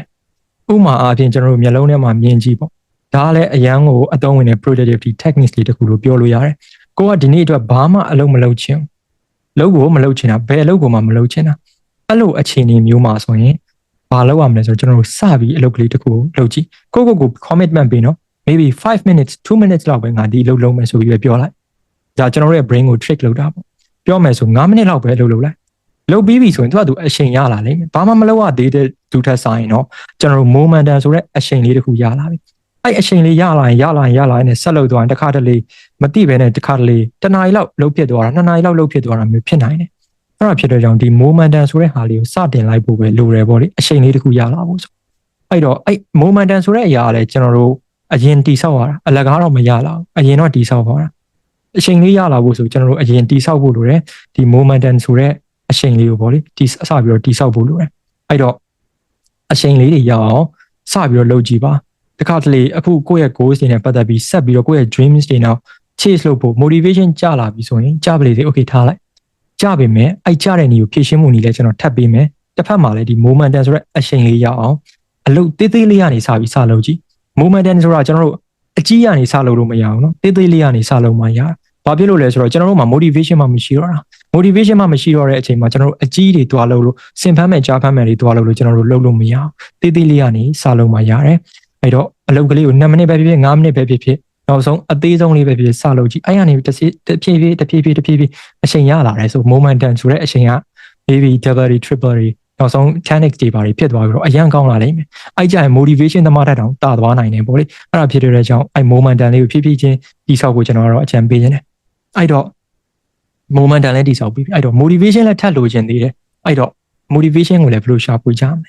အဲ့ဒါနဲ့ပတ်သက်ပြီးတော့လည်းပြပေးခြင်းတယ်အဲ့တော့ motivation ရှာဖို့ဆို know your why မှာ know your why ဆိုတာအရန်အရေးကြီးတယ် why ဘာကြောင့်လုပ်လဲဆိုတာသိဖို့လိုတယ်ဘဝမှာရှင်သန်နေတဲ့အခါမှာလည်းဘာကြောင့်ရှင်သန်နေလဲဆိုတော့ purpose ရည်ရွယ်ချက်ကိုသိဖို့လိုတယ်အဲ့လိုပဲငါတနေ့ရှင်သန်နေတယ်ငါအလုပ်တနေ့ဒီအလုပ်တွေလုပ်နေတယ်ဘာကြောင့်လုပ်နေတာလဲတခါလေအချို့လူတွေရှိတယ်အလုပ်သာလုပ်နေတယ်ဘာကြောင့်လုပ်နေမှမသိတဲ့သူတွေရှိတယ်အဲ့လိုလူတွေမှာဘာအများဆုံးဖြစ်လဲဆိုတော့ motivation ချအလုပ်လုပ်တယ်စူးစမ်းတယ်ဒါပေမဲ့ motivation မရှိဘူးကိုဘာအတိတ်ပဲမှမရှိတော့ဘူးလို့ကျွန်တော်တို့ခံစားရတယ်အဲ့လိုအခြေအနေမျိုးမှာဆို why ဆိုပြီးကိုပြန်မယ်ငါဘာကြောင့်ဒီအလုပ်ကိုစလုပ်ခဲ့တာလဲငါဘာကြောင့်ဒီလောကကြီးမှာရှင်သန်နေရတာလဲကိုမေးခွန်းကြီးပြန်ထုတ်ပါအထူးသဖြင့်ဘာနဲ့ပတ်သက်တဲ့မေးခွန်းလဲဆိုတော့ why နဲ့ပတ်သက်တဲ့မေးခွန်းဘာကြောင့်လဲဆိုပြီးကျွန်တော်တို့ပြန်ထုတ်ကြည့်လိုက်အဲ့ကြရင် motivation ဆိုတာတွေ့လာလိမ့်မယ် motivation ဆိုတာရလာလိမ့်မယ် okay ငါဒီအလုပ်ကိုလုပ်တယ်ဥပမာဖြင့်ငါဘယ်လိုနေဥပမာဖြင့် language တစ်ခုကိုလေ့လာတယ်အယူရှင်းဆုံးပဲကျွန်တော်ဥပမာပြောပြမယ်ဒီ language တစ်ခုကိုလေ့လာတယ်ဥပမာဖြင့်ဒီခေတ်ကဂျပန်စာလေ့လာတဲ့သူတွေများကြတဲ့အခါဆိုတော့ဂျပန်စာနဲ့ပဲပြောပြမယ် okay ဂျပန်စာလေ့လာတဲ့အခါကျတော့ okay လေ့လာရင်လည်း level တစ်ခုရောက်လာတဲ့အခါမှာ motivation ကြမလုပ်ချင်တော့အဲ့တော့ကိုပြန်ပြီးမေးငါဘာကြောင့်ဂျပန်စာစလေ့လာခဲ့တာလဲမေးတယ် why တေချာမေးငါဘာကြောင့်လေ့လာခဲ့တာလဲ3ချိန်3ခါလောက်မေးမင်းနဲ့အုံနောက်ထဲမှာအတွေးတစ်ခုကဖြတ်ခနဲ့ပေါ်လာတယ် okay ငါဂျပန်သွားချင်တာ哦 okay ငါဂျပန်သွားပြီးဘာလုပ်ချင်တာ哦 okay ဂျပန်သွားပြီးတော့ဘာတွေစားချင်တယ်ဘာတွေလုပ်ချင်တယ်ဂျပန်မှာကျောင်းနေတက်ချင်တယ်စသဖြင့်ကိုယ့်ရဲ့ why ဆိုတဲ့ဟာလေးကတဖြည်းဖြည်းချင်း spark လေးလိုပဲမီးပွားလေးလိုပဲတဖြည်းဖြည်းချင်းပေါ်လာလိမ့်မယ်အဲ့ပေါ်လာတဲ့အရာလေးကကျွန်တော်တို့ရဲ့ motivation ဆိုတဲ့အရာကိုခေါ်သွားမှာအဲ့ဒါဖြစ်တဲ့ကြောင့် why ဆိုတဲ့အရာလေးကိုမေးပါနေ့တိုင်းမေးပါပြနိုင်မယ်ဆိုနေ့တိုင်းမေးဖို့ကျွန်တော်တို့တိုက်တွန်းခြင်းတယ် okay ငါဒီနေ့ဘာကြောင့်အသက်ရှင်တာလဲငါဘာကြောင့်ဒီနေ့အလုပ်လုပ်လိုက်တာလဲငါဘာကြောင့်ဒီအလုပ်ကိုလုပ်နေတာလဲမေးပါအဲ့ why ဆိုတဲ့မေးခွန်းကအစပိုင်းမှာတော့မေးရခက်လိမ့်မယ်ခဏခဏမေးပါများရင်ဘာတက်လာမလဲဆိုတော့ self awareness လို့ခေါ်တယ်ကိုသိတဲ့စိတ်ငါဘယ်လိုလူမျိုးလဲငါဘာလဲငါဘာကြောင့်ဘာလုပ်နေတာအဲ့ self awareness ကောင်းတဲ့လူတယောက်ကပြောမယ်ဆိုဘဝမှာ mentoring coach တွေအများကြီးမလို့ပြောမယ်ဆို life coach တွေဘာတွေတော့သိမလို့ self awareness ကောင်းတယ်ကိုဘာဖြစ်ချင်မှန်းသိတယ်အဲ့တော့ဘာလုပ်ရမလဲဆိုတာလောက်ကိုပဲကျွန်တော်တို့လေ့လာပြီးတော့စတိုက်သွားဖို့ပဲလုပ်မှာပေါ့လေအဲ့တော့ why ဆိုတဲ့အရာလေးကိုမေးဖို့ကျွန်တော်တော့ဒီကနေတိုက်တွန်းခြင်းတယ်အဲ့တော့ဒီ webinar တက်နေတဲ့သူတွေလည်း why ဆိုတဲ့အရာလေးကိုဒီည webinar ပြီးသွားပြီဆိုတာနဲ့မေးခွန်းထုတ်ကြည့်ငါဒီအလုပ်ကိုဘာကြောင့်လုပ်နေတာလဲပြောမယ်နောက်ဆုံး webinar လာ join နေဆိုရင်တော့ငါဒီ webinar ကိုဘာကြောင့်လာ join တာလဲ okay ပညာတစ်ခုလိုချင်လို့ဥမာဖြင့်ကိုယ့်ရဲ့ life time ကိုစနစ်တကျစီမံခန့်ခွဲခြင်းလို့ဒါမှမဟုတ် time management တေချာလုပ်ခဲ့ခြင်းလို့အဲ့ why ဆိုတဲ့အရာလေးကိုတေချာသိအောင်မေးကြည့်ပါ okay အဲ့တော့ motivation တွေလည်းရသွားပြီ motivation မရှိတဲ့သူတွေအတွက်လည်းဘာလုပ်ရမလဲဆိုတာသိသွားပြီအဲ့တော့ motivation တွေလည်းရှိနေုံနဲ့မပြီးသေးဘူးဗျကျွန်တော်တို့ motivation ရှိပြီးတော့အလုပ်တွေလုပ်လိုက်တယ်စူးစမ်းလိုက်တယ်ဆိုပေမဲ့ result တစ်ခုမရလာတဲ့သူတွေအများကြီးပဲနော် result တစ်ခုမရလာတဲ့သူတွေအများကြီးပဲဘာကြောင့် result တစ်ခုမရလာတာလဲစူးစမ်းရတာနဲ့ result တစ်ခုမရဘာကြောင့်လဲဆိုတော့ consistency မရှိလို့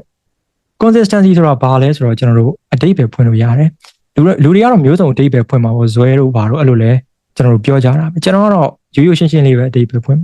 consistency ဆိုတာအလုပ်တစ်ခုကို result တစ်ခုရတဲ့အထိ design မတ်လုပ်ခြင်းအလုပ်တစ်ခုဒီတိုင်းလုပ်တာမဟုတ်ဘူးเนาะကျွန်တော်တို့ result တစ်ခုရတဲ့အထိမျက်လုံးထဲမှာမြင်မဲ့မျက်စိရှိမှာမြင်မဲ့ result တစ်ခုရတဲ့အထိ design မတ်လုပ်ခြင်းကျွန်တော်တို့ consistency လို့ခေါ်ပါတယ်ဒီ consistency ဆိုတာ the key of success လို့လည်းပြောလို့ရပါတယ်အောင်မြင်မှုရဲ့တော့ချက်လို့လည်းပြောလို့ရတယ်လူတွေကစပြီးစူးစမ်းရတယ်เนาะဒါပေမဲ့ဇက်တိုက်စူးစမ်းသွားဖို့အောင်မြင်မှုထိကိုလိုချင်တဲ့ dreams တွေရှိရောက်အောင်သွားတဲ့အခါမှာကျွန်တော်တို့လက်လျှော့သွားတဲ့သူတွေအများကြီးပဲ consistency မရှိတဲ့သူတွေအများကြီးပဲအဲ့ဒါဖြစ်တဲ့အတွက်ကြောင့်ဒီ consistency ဆိုတဲ့အရာလည်းအရေးကြီးတယ် consistent ဖြစ်နေဖို့လိုတယ် consistently နေ့စဉ်စူးစမ်းနေဖို့လိုတယ်လောက်ကင်နေဖို့လိုတယ်အဲ့ဒါဖြစ်တဲ့ကြောင့်ဒီ consistency ဆိုတဲ့အရာလေးကိုမပြတ်မကွက်ကျွန်တော်တို့ထိန်းထားဖို့လိုတယ်အဲ့တော့ consistency နဲ့ပတ်သက်ပြီးအရေးကြီးတယ်ဘဝရဲ့အောင်မြင်မှုတော့ချက်လည်းဖြစ်တယ်ဆိုတော့အဲ့တော့ consistency ကိုကျွန်တော်တို့ဘယ်လိုမျိုးရှာဖွေမလဲဘယ်လိုမျိုးကောင်းအောင်လုပ်မလဲအဲ့ဒါနဲ့ပတ်သက်ပြီးတော့အရန်ကောင်းတဲ့ topic လေးတစ်ခုရှိတယ်ပေါ့လေအရန်ပြောမယ်ဆိုရင်လူတိုင်းသိချင်နေကြတဲ့ topic လေးတစ်ခုရှိလိမ့်မယ်ဒါကဘာလဲဆိုတော့ကျွန်တော်ကိုယ်တိုင်လည်းရှေ့က webinar တွေမှာပြောခဲ့ဘူးတယ် consistency ဆိုတဲ့အရာကိုကျွန်တော်တို့ထိန်းထားဖို့လိုတယ်အဲ့တော့ဒီ consistency ကိုထိန်းထားဖို့ဆိုရင်အရန်အရေးကြီးတဲ့ framework လေးတစ်ခုရှိတယ်ဒါကို CCS framework လို့ခေါ်ပါတယ်အဲ့တော့မျက်လုံးထဲကိုမြင်အောင်ကြည့်ပါ CCS ပါအဲ့တော့ဒီမှာကျွန်တော်တို့ tree ကံပုံစံလေးပေါ့လေ3000ရှိတယ်အပေါ်မှာ consistency ဆိုတဲ့ဒီအလုပ်တစ်ခုကို result တစ်ခုရတဲ့ဒီ design မလုပ်နိုင်တဲ့ power ပေါ့လေဒီ power ရှိဖို့ဆိုရင်ကျွန်တော်တို့ဘာလို့လဲပေါ့ community ဆိုတဲ့အတိုင်းအဝိုင်းနဲ့ system ဆိုတဲ့စနစ်လိုပါတယ် community ဆိုတဲ့အတိုင်းအဝိုင်းဆိုတာကျွန်တော်တို့ကို consistency ရှိအောင်တွန်းအားပေးမယ်အတိုင်းအဝိုင်းမှာဥပမာအဖြစ် peer pressure ဆိုတာနားလည်လိမ့်မယ်ထင်ပါတယ် peer pressure ဆိုတာကိုကတော့ဒီမှာ consistency မရှိဘူးနားကျင်နေပြီတော်ပြီဆက်မသွားခြင်းဘူးဒါပေမဲ့ကိုဘေးမှာကိုနဲ့အတူဒီလမ်းကိုသွားနေတဲ့သူတွေကဆက်လုပ်ဖို့တွန်းအားပေးလာတယ်သူတို့စူးစမ်းနေတာမြင်လာတယ်နောက်ဆုံးသူတို့ကတိုက်ရိုက်တွန်းအားမပေးတော့သူတို့စူးစမ်းနေတာကိုမြင်လာတဲ့အခါကျရင်အော်ငါလည်းရက်လို့မရဘူးသူများတွေတော့စူးစမ်းနေတာပဲဆိုတဲ့ peer pressure တခုရလာလိမ့်မယ်အဲ့လိုပုံစံမျိုးနဲ့ community ကအရေးကြီးတယ်ပြီးရင်ထပ်ပြီးအရေးကြီးတဲ့ပုံစံမျိုးကဘယ်လိုလဲဆိုတော့ community ထဲမှာဒီတယောက်နဲ့တယောက်ချီးကျူးဝေးတာပေါ့လေဒါတော့ positive ဖြစ်တဲ့ community တွေမှာအဲ့လိုတယောက်နဲ့တယောက်ချီးကျူးကြတယ်တယောက်နဲ့တယောက် respect ချီးကြတယ်အဲ့လိုမျိုး community မျိုးလည်းရအောင်တည်ဆောက်ဖို့တိုက်တွန်းခြင်းတယ်အဲ့လိုမျိုးပေါ့ဥပမာအဖြစ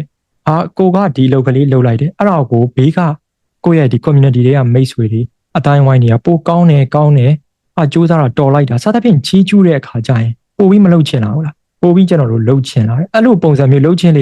လေ consistency ကပိုအားကောင်းလာလေဖြစ်မှာပါအဲ့တော့ဒီ community ရဲ့ power ကဒီ consistency ရှိဖို့အတွက်အရန်အရေးကြီးပါတယ်ကျွန်တော်တို့တယောက်တည်းစူးစမ်းတယ်ဆိုပေမဲ့လူသားတွေက social animals တွေပါကျွန်တော်တို့လူသားတွေအချင်းချင်းကျွန်တော်တို့တယောက်နဲ့တယောက်မိခိုပြီးနေကြတာပါတယောက်တည်းရှင်သန်မှုဆိုတာမဖြစ်နိုင်ဘူးအဲ့တော့ဒီလူသားတွေအချင်းချင်းကျွန်တော်တယောက်နဲ့တယောက်ရိုင်းမင်းပြီးတော့ community ဆိုတဲ့အရာတခုတိဆောက်ထားတဲ့အခါမှာကိုယ့်ရဲ့ consistency ဆိုတဲ့အလုပ်တစ်ခုကို result တစ်ခုရတဲ့အထိ design မလုပ်နိုင်တဲ့ power ပါတက်လာမှာဖြစ်ပါတယ် အဲ့တော့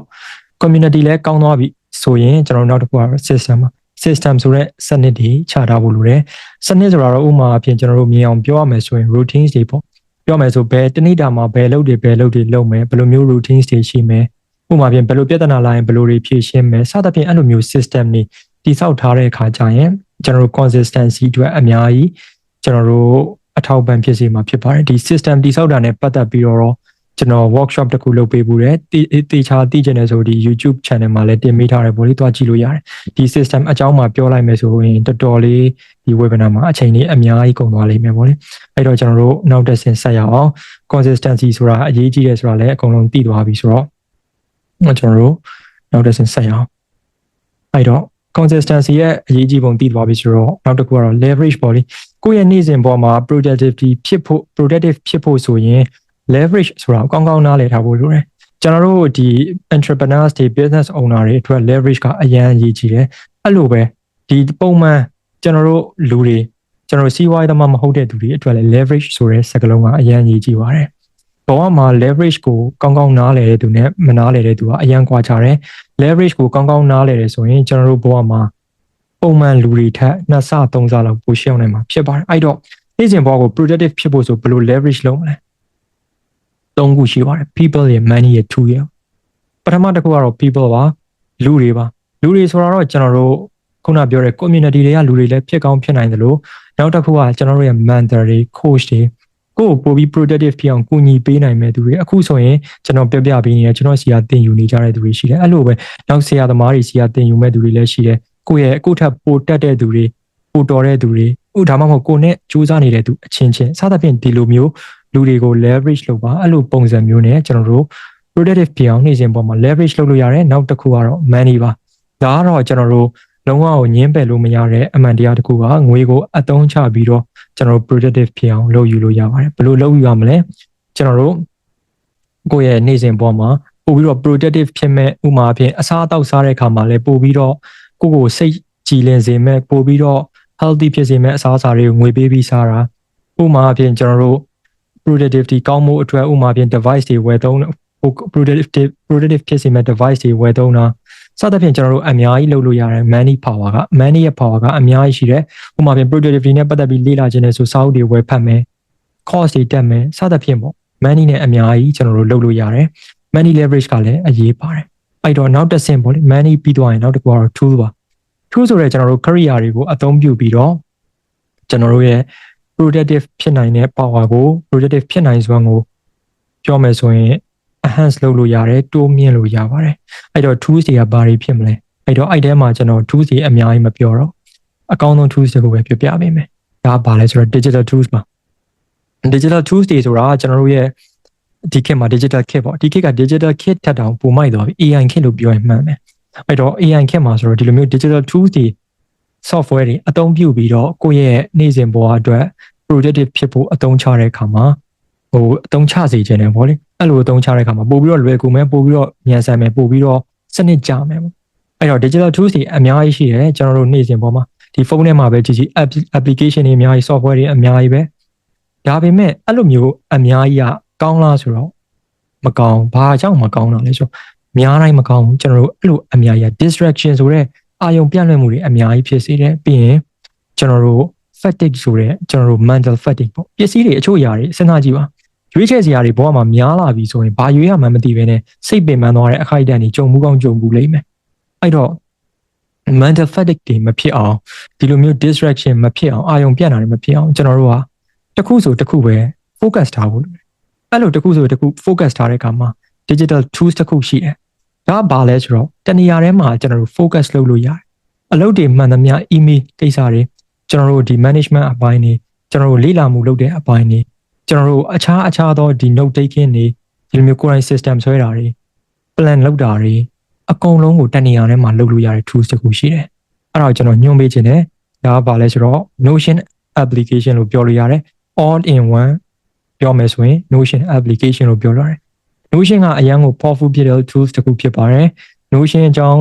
နဲ့ပတ်သက်ပြီးတော့လေ့လာခြင်းနဲ့ဆိုလဲကျွန်တော် sharing လုပ်ပေးခဲ့တာတွေအများကြီးရှိတယ်ဗောလေအခုဒီလဲ training တွေသင်တန်းတွေ sharing session တွေအများကြီးလုပ်ပေးနေတော့မယ်ပေါ့ Notion ကအရန်ကိုကောင်းတဲ့ digital tools တစ်ခုဖြစ်တယ်ပြောမယ်ဆိုရင်လူသားတိုင်းအသုံးပြုတဲ့ tools တစ်ခုဖြစ်ပါတယ်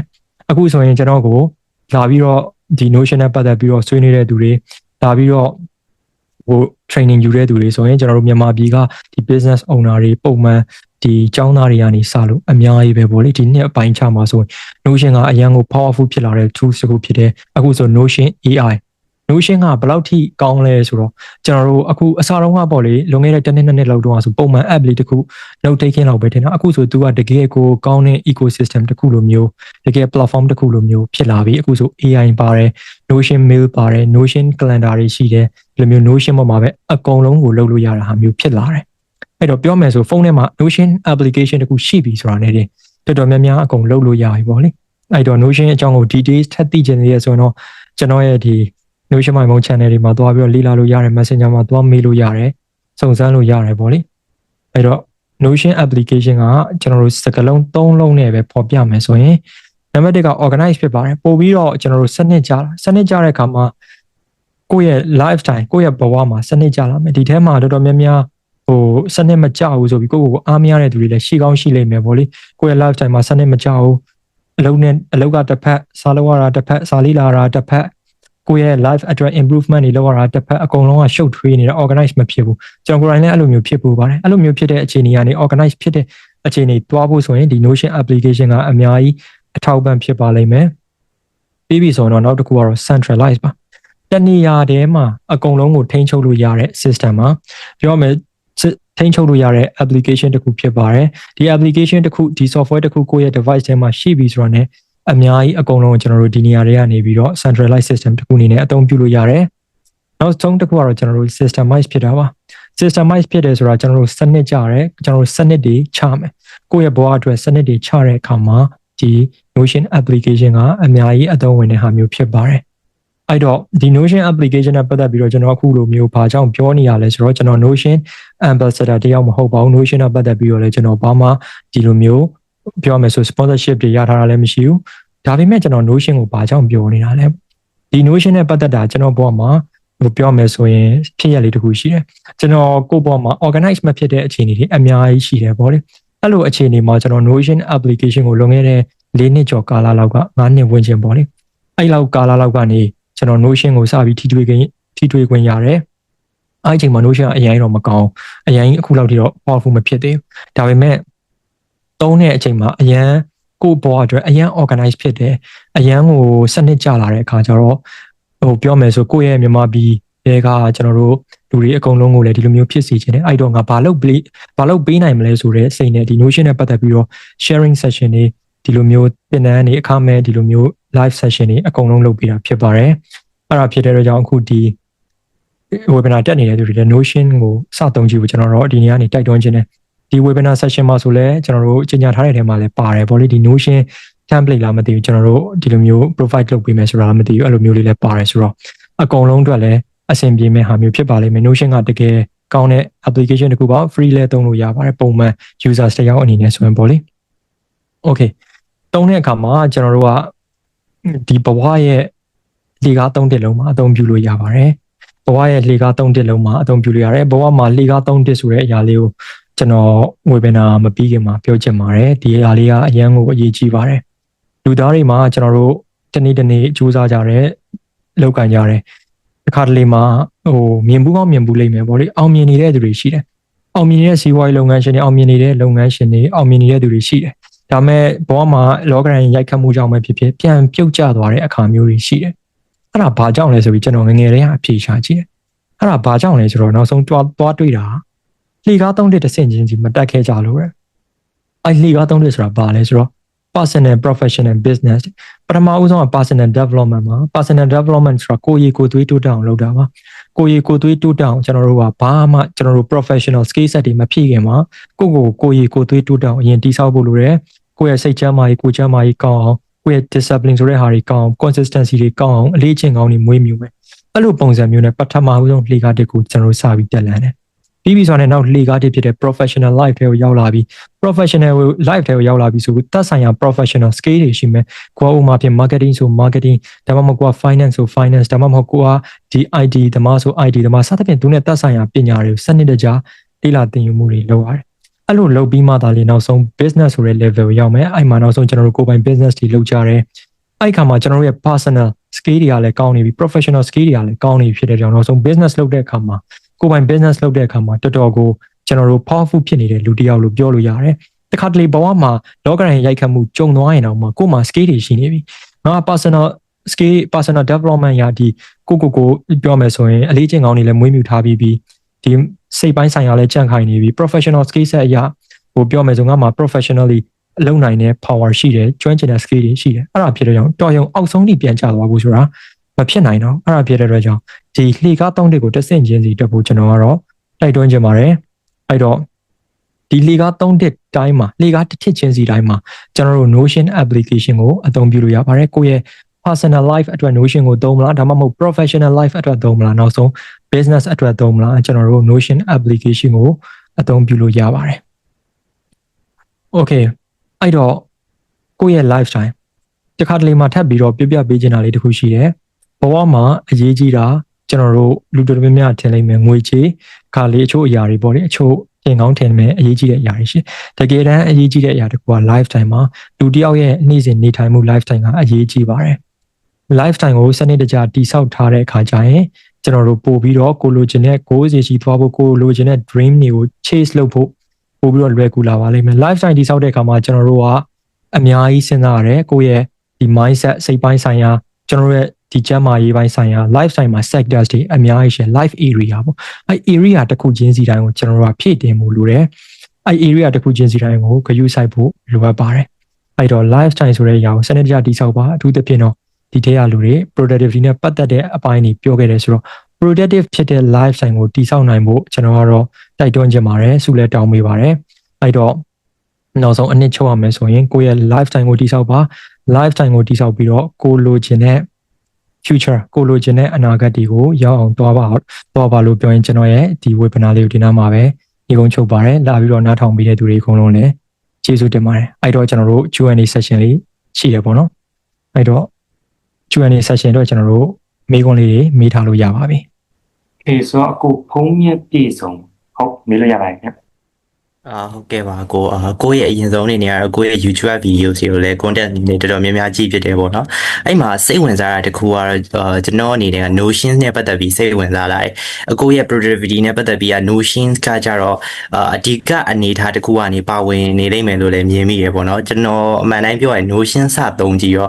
ာတော်တော်လေးရှုပ်တယ်လို့ထင်မိရတဲ့မှာပါတယ်ပေါ့နော် Notion ကိုတိတ်ပြီးအဲ့လိုtemplate တွေတိစောက်နိုင်လောက်တဲ့အထီတော့မကျွမ်းကျင်သေးပေမဲ့အခြေအနေတစ်ခုလောက်ထိတော့နည်းနည်းလေးသုံးတတ်အောင်တော့လေ့လာထားတယ်အခုဒီနေ့အဲ့ Notion နဲ့ပတ်သက်ပြီးအခုလိုမျိုးဒီ Notion နဲ့ပတ်သက်ပြီးကိုဆိုလဲ template တွေကို business တစ်ခုအနေနဲ့အဲ့လိုမျိုးပေါ့နော်လုပ်နေရင်ဆိုတော့အဲ့လိုမျိုးအဆင့်ထိရောက်လာကိုဘယ်လို search study လုပ်ခဲ့လဲဘယ်လိုကနေစပြီး Notion ကိုသိပြီးဘယ်သူတွေစီကနေဘယ်လိုမျိုးပေါ့နော်သင်ခဲ့တယ်တဆင့်ချင်းစီသင်ခဲ့တယ်ဆိုတာနဲ့ပတ်သက်ပြီးမေးချင်လို့ပါကို Okay ဟုတ်ပြီအဲ့တော့ Notion နဲ့ပတ်သက်ပြီးနည်းနည်းရှုပ်တယ်ဆိုတဲ့ဟာလေးပြောလို့ပါအမှန်တိုင်းပြောမယ်ဆိုတော့ကိုတို့ Notion ဆိုတဲ့အတိုင်းရိုးရှင်းပါတယ်ဒါပေမဲ့အကိုတို့ဒီ Notion မှာအဓိကအခြေခံကြတဲ့အရာလေးတွေပေါ့လေအဲ့အရာလေးတွေကိုသေချာသိထားမယ်ဆိုရင်ကျွန်တော်အကိုတို့ဒီ Notion ကိုစနစ်တကျကောင်းကောင်းမွန်မွန်အသုံးပြုလို့ရတယ်အကိုလွန်ခဲ့တဲ့ဒီ Notion ကိုဘယ်လိုစအသုံးပြုလဲဆိုတော့လွန်ခဲ့တဲ့4နှစ်ကျော်ကာလလောက်ကပေါ့လေဒီအကိုစနစ်တကျပို့ပြီးတော့ဖြစ်အောင် lifestyle ကိုစနစ်တကျဖြစ်အောင်လုပ်မယ်ဆိုရင်စဉ်းစားရင်လည်းပေါ့ဒီ Notion application ကိုသွားတွေ့တဲ့ချင်းကာလမှာလည်းအကိုလည်းအခုပြောခဲ့သလိုပဲပေါ့လေ Notion ကရှုပ်တယ်ဆိုပြီးအကိုမသုံးခဲ့ဘူးပေါ့ခဏပဲတုံးပြီးတော့ထားခဲ့တယ်ဒါပေမဲ့နောက်ပိုင်းမှာ Notion ကိုအကိုဒီ Notion website ကနေပြီးတော့တေချာလေ့လာတယ်ပေါ့လေ Notion website ထဲမှာလည်းလေ့လာစီရ resource တွေရှိတယ်ဆိုတော့အကောင်းဆုံးစနစ်အကြဆုံးကတော့ Notion website ကနေလေ့လာတာအကောင်းဆုံးပါဒါပေမဲ့ဒီ YouTubers တွေပြောတာတွေလည်းရှိတယ်ပေါ့လေဒီ international မှာဆိုလည်းဒီ Thomas Frank တို့ဘာလို့သူတို့ဆိုလည်းဒီ Notion နဲ့ပတ်သက်ပြီးပြောတာတွေအရင်ကောင်းပါတယ်အကိုကအဲ့လိုမျိုးပေါ့လေဒီ resource မျိုးစုံကနေကိုလေ့လာခဲ့တယ်လေ့လာရုံနဲ့တော့မပြီးဘူးပေါ့လေဘယ်ရမဆိုကိုတို့လက်တွေ့အသုံးချကြည့်ဖို့လိုတယ်ဒီတိုင်းကိုရဲ့ lifestyle အတွက်ဘယ်လိုအကောင်းဆုံးအသုံးချမလဲဆိုတဲ့ပုံစံမျိုးအသုံးချရင်ဒီ Notion နဲ့ပတ်သက်ပြီးတော့အရင်ကျွမ်းကျင်လာတယ် Notion နဲ့ပတ်သက်ပြီးတော့ပိုပြီးယူသွတ်လာတယ်ပေါ့လေကိုရဲ့ပြောမယ်ဆိုရင်မဖြစ်ကိုယ့်ရဲ့ lifestyle မှာမဖြစ်ဆိုတဲ့ပုံစံမျိုးထိဖြစ်လာတယ်အဲ့ဒါဖြစ်တဲ့အတွက်ကြောင့်ဒီ Notion ကိုတုံ့ဖြစ်တယ်ပြီးတော့ဒီ Notion မိုင်ဘုံဆိုတဲ့အကိုရဲ့ဒီ personal brand တခုပေါ့လေအဲ့ဒါစလုပ်ရင်းနဲ့ ဒီ notion ဆိုတဲ့အကြောင်းအရာလေးကို sharing လုပ်ပေးခြင်းစိတ်ဖြစ်သွားတယ်ပေါ့လေဘာကြောင့်လဲဆိုတော့ခုနပြောခဲ့သလိုပဲအကိုဘောမှာလည်း notion ကြောင့်အများကြီးတိုးတက်ပြောင်းလဲမှုတွေဖြစ်တဲ့အတွက်ကြောင့်ဒီကိုယ့်ရဲ့ဒီမြန်မာပြည်ကလူငယ်တွေပဲဖြစ်ဖြစ်ဒီ professionals တွေ business owner တွေသူတို့အတွက်လည်းတောင်းတနေရနေပြီးတော့အကျိုးဖြစ်တော့ငါလုပ်ပေးခြင်းနဲ့ဆိုရရည်ရွယ်ချက်ပေါ့အဓိကတော့စလာတွေအကိုတရားနဲ့ပတ်သက်ပြီးတော့ business လုပ်ဖို့ရည်ရွယ်ချက်မရှိဘူးပေါ့လေပြောရမယ်ဆိုရင်အဓိကတော့အကို sharing လုပ်ပေးခြင်းနဲ့မြန်မာပြည်မှာအကိုအဲ့လိုရည်ရွယ်ချက်နဲ့ပဲကိုလုပ်ပေးခဲ့တာလွန်ခဲ့တဲ့နှစ်ကဆိုရင်အကိုတင်နန်းဆိုတဲ့အရာဘာမှမရှိဘူးပေါ့လေဒီ notion 101ဆိုပြီးအဲ့လိုမျိုးအကို class တွေလုပ်ပေးခဲ့တဲ့လူအယောက်တစ်ခါ join ရင် 4-5,000 join ရတယ်အဲ့လိုမျိုးကို batch 3ခုလောက်လူရောက်1000ကျော်လောက်ကိုအကို notion နဲ့ပတ်သက်ပြီးတော့ training တွေ free လုပ်ပေးခဲ့တယ်ပေါ့လေဒါကတော့အကိုလုပ်ပေးခဲ့တဲ့ပုံစံပေါ့အဲ့နောက်ပိုင်း business ဘယ်လိုဖြစ်လာလဲဆိုတော့ဒါကိုလည်းအကိုအရင် business ဆိုပြီးတော့လည်းလုပ်နေတာတော့မဟုတ်ဘူးပေါ့လေဒါပေမဲ့အကိုတောင်းဆိုလာတဲ့သူတွေရှိတယ်တစ်ဖက်ကဒီ notion နဲ့ပတ်သက်ပြီးတော့ဒီလိုမျိုး advanced level details လေးလာခြင်းနဲ့အဲ့လိုမျိုးစီစဉ်ပေးပါဆိုတဲ့ပုံစံမျိုးတွေရှိတယ်တစ်ဖက်မှာလည်းလူ template တွေကအကို business လုပ်ဖို့ template တွေရောင်းပါမယ်ဆိုပြီးအကိုစခဲ့တာမဟုတ်အကုန်လုံးကအကိုအသုံးပြုပြီးသားဟာတွေပဲအခုဘဝမှာတကယ်အသုံးပြုပြီးတော့တကယ်အလုပ်ဖြစ်တဲ့ဟာတွေကိုကျန်တဲ့သူတွေလည်းအလုပ်ဖြစ်ပါစေဆိုတဲ့ပုံစံမျိုးနဲ့အကိုကဒီဟာကို product တစ်ခုအနေနဲ့ modify လုပ်ပြီးတော့ဟိုပြောမယ်ဆိုရင်ရောင်းပေးခဲ့တယ်ပေါ့လေအဲ့ခါမှာလည်းတကယ်စေတနာမှန်တဲ့အခါကျတော့လူတွေကလာဝယ်ကြတယ်တကယ်အသုံးပြုကြတယ် lifestyle တွေမှာအဆင်ပြေကြတယ်ပေါ့အဲ့လိုပုံစံမျိုးနဲ့ဒီအကို notion နဲ့ပတ်သက်ပြီးတော့လုပ်ဖြစ်နေပါတယ်ပေါ့လေဟုတ်ကဲ့ကိုဖြေချပေးရကျေးဇူးပါကိုရဲ့ YouTube မှာတင်ထားတဲ့အဲ့လိုမျိုးဒီဟို notion နဲ့ပတ်သက်ပြီးပေါ့နော် starter အနေနဲ့စပြီးလုပ်တဲ့ tips and trick လေးတွေကျွန်တော်ကြည့်ဖြစ်တယ်ပေါ့နော်တော်တော်လေးအသုံးဝင်ပါတယ်ဗျကျွန်တော်လည်းစလုပ်ကြည့်နေပါတယ်ခုနောက်ပိုင်းပေါ့ဟုတ်ကဲ့ပါဗျဟုတ်ကိုကချက်ထဲမှာမိထားတယ်တခုရှိရပေါ့နော် Can I get book recommendation for time and energy management please ဆိုပြီးမိထားပါတယ်ခင်ဗျ Okay အဲ့မှာကို book အနေနဲ့ဆိုရင်တအုပ်ပေါ့လေညွှန်ပေးခြင်းနဲ့ energy management ကတော့အကိုကိုယ်တိုင်စောက်ဖတ်တာမဟုတ်ကို energy တွေ drain ဖြစ်လာတယ်ကိုတခါတလေသွားခြင်းတလားအဲ့လိုမျိုးပေါ့လေအချိန်တွေရှိပေမဲ့မရောက်တော့တဲ့အခါမှာကိုပြန်ပြီး analyze လုပ်နေဒီ energy management ရဲ့အရေးကြီးတာကိုပြန်တွေ့တယ်ပြန်တွေ့ရင်လည်းမှ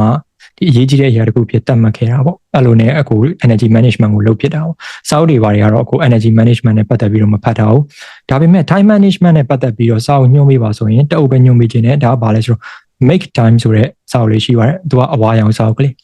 အရန်ကောင်းတဲ့စာအုပ်လို့ပြောလို့ရတယ်ဒီကိုယ့်ရဲ့ဒီ time management အတွက်ကိုအဲ့မှာပြောထားတဲ့အရာလေးတွေဆိုလည်းအရန်ကောင်းတယ်ပေါ့တခါလေကိုအပြစ်မတင်ဘူးဥပမာပြင်မနဲ့အဲ့ရထားတာနောက်ကျတဲ့သူချင်းတူရင်တော့မှကိုအပြစ်မတင်မနဲ့နိုးတဲ့အချိန်မှာချက်ချင်းလှုပ်ရှားရှိတာလှုပ်သွားတဲ့သူနဲ့ကိုအပြစ်တင်ပြီးတော့ထပ်ပြီးအချိန်ကြီးကုန်ခံနေတဲ့သူဘလို့ကွာခြားသွားတယ်အစသဖြင့်အဲ့လိုအပိုင်းလေးတွေအားစားပေါ့လေ details လေးတွေပြောပြပေးသွားတာဒီအရန်ကောင်းတယ်ဒီစာအုပ်က time management ကိုစပြီးတော့တေချာလုပ်ချင်တဲ့သူတွေအတွက်အရန်အထောက်အကူပြင်မဲ့စာအုပ်ဖြစ်လိမ့်မယ် make time မှာအခုတစ်ချက်ဒီမှာရေးပေးလိုက်ပါမယ် make time okay အဲ့စာအုပ်လေးဖတ်ကြည့်ပါလို့ကို recommend ပေးချင်ပါတယ်ဟုတ်ကဲ့ဆိုတော့ဟိုချက်ထဲမှာနောက်ထပ် question လေးတစ်ခုရောက်လာပါတယ်ပေါ့နော်consistency ရှိအောင်စူးစမ်းပေးမယ်အများဆုံးတစ်ပတ်လောက်ပဲစူးစမ်းနိုင်ပါတယ်ကာယုံမိမဖြစ်အောင်ဘယ်လိုမျိုးလုပ်ကြည့်ရမလဲပြဆိုပြီးထားပါတယ်ခင်ဗ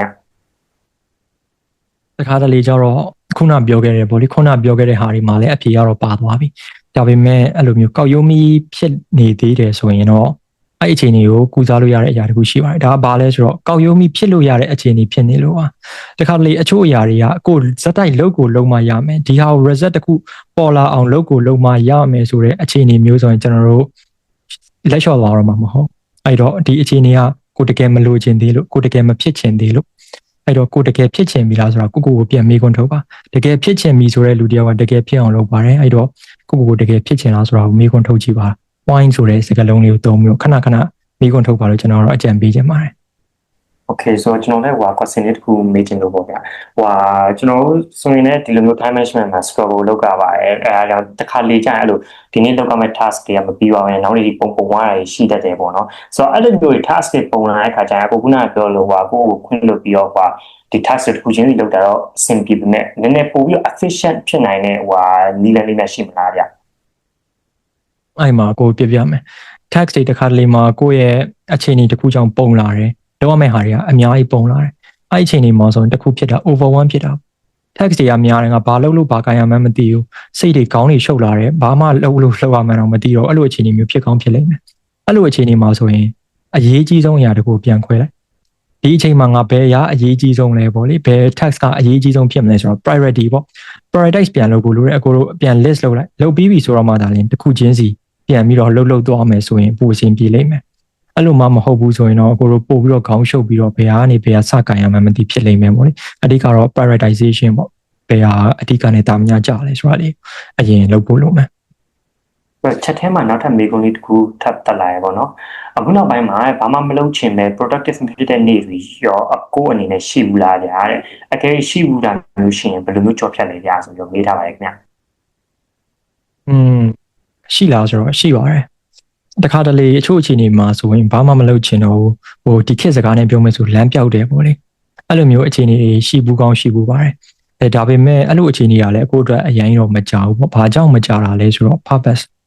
ဟိုရှင်သန်နေတဲ့အခါမှာရည်ရွယ်ချက်ရှိငါဘာကြောင့်ရှင်သန်နေလဲငါဘာကြောင့်အလုပ်လုပ်နေတာလဲဆိုတော့ရည်ရွယ်ချက်တစ်ခုရှိနေတယ်ဆိုရင်တခါတလေဟိုဘာလဲဆိုတော့ကိုရှောက်နေနေဟိုလမ်းပြောက်လာတယ်ကိုဘာမှမလုပ်ချင်ဘူးဆိုအဲ့ရည်ရွယ်ချက်လေးကိုပြန်ပြေးကြည့်လိုက်ပေါ့ငါဘဝမှာဘာဖြစ်ချင်တာလဲဆိုတဲ့ပုံစံမျိုးလေးပြေးကြည့်လိုက်အဲ့လိုကြည့်လိုက်တဲ့အခါကျရင်ပြောမယ်ဆိုရင်အလင်းရောင်လေးတစ်ခုရလာလိမ့်မယ်ပေါ့လေအဲ့လိုမျိုးပုံစံမျိုးနဲ့ဖြည့်ရှင်းလို့ရတယ်ကျန်တဲ့နေရာတော့မလုပ်ချင်ဘူးဆိုရင်အတင်းလုပ်လို့မရဘူးပေါ့လေလူတစ်ယောက်ကကိုယ်အလုံးမလုပ်ချင်တာကိုဘယ်သူတရားမင်းစင်းလောက်ခိုင်းလုံးမှာမဟုတ်တကယ်ကိုတကယ်လုပ်ချင်ပြီးကိုတကယ်ဖြစ်ချင်ပြီးကိုယ့်ရဲ့ purpose ဆိုတဲ့ရည်ရွယ်ချက်ကိုသိပြီဆိုတော့မှဒါလည်းဆက်လုပ်ကြတဲ့လူမျိုးပေါ့လေလူတိုင်းက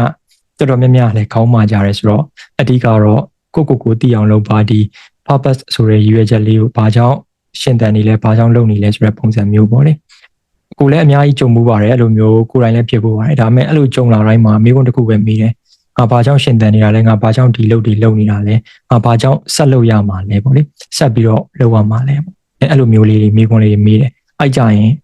သူ့ဟာသူ automatically အဆင်ပြေသွားပါလိမ့်မယ်ဟုတ်ကဲ့ဟိုအကို order reason ထောင်ထားတယ်တွေ့လို့ပါခင်အကိုတော့မေးလို့ရတယ်ခင်ဆိုတော့ဒီဟိုကျွန်တော်မေးချင်တာကကျွန်တော်ခုနကကိုပြောလို့ပဲ consistency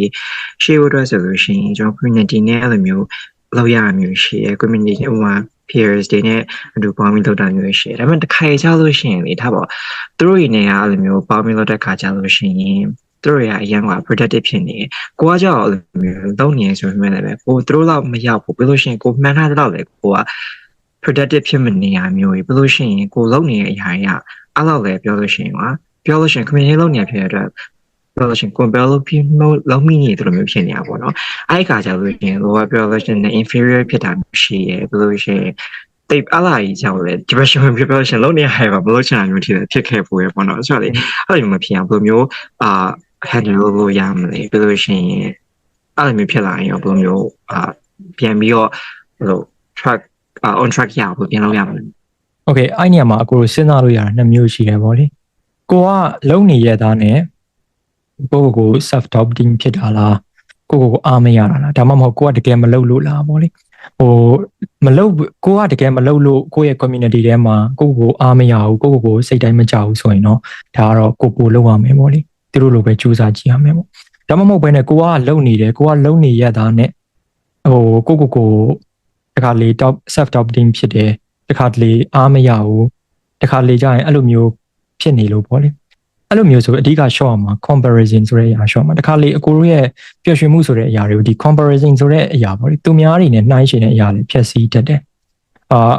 ဆိုတော့အဲ့တော့ပထမဦးဆုံးနှိုင်းယှဉ်ရမှာကိုယ့်ရဲ့ progress ပေါ့လေ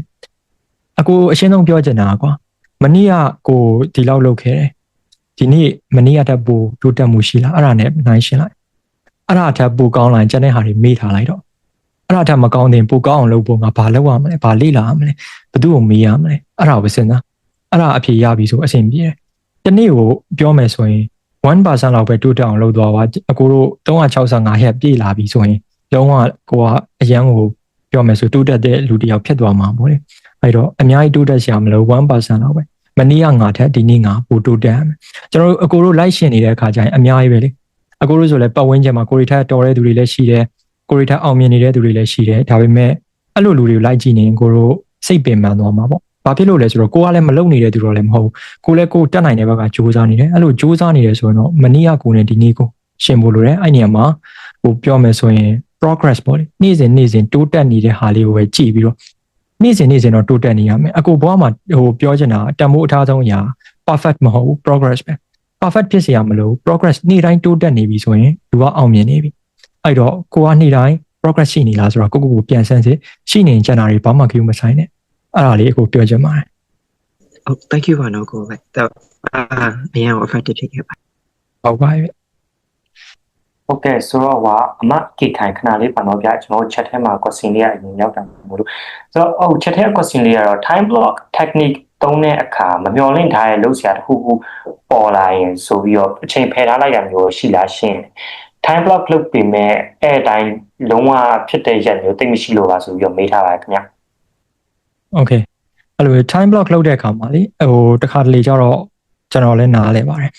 အချို့အရေးကြီးတဲ့ဟာမျိုးတွေဝင်လာတဲ့အဲ့လိုမျိုး text တွေ urgent text တွေဝင်လာတဲ့ဟာမျိုးအဲ့လိုမျိုးတွေရှိတတ်တယ်ပေါ့လေအဲ့လိုမျိုးရှိတဲ့အခါကျရင်တော့အချိန်ပေးလိုက်ပေါ့လေဒါပေမဲ့ကိုက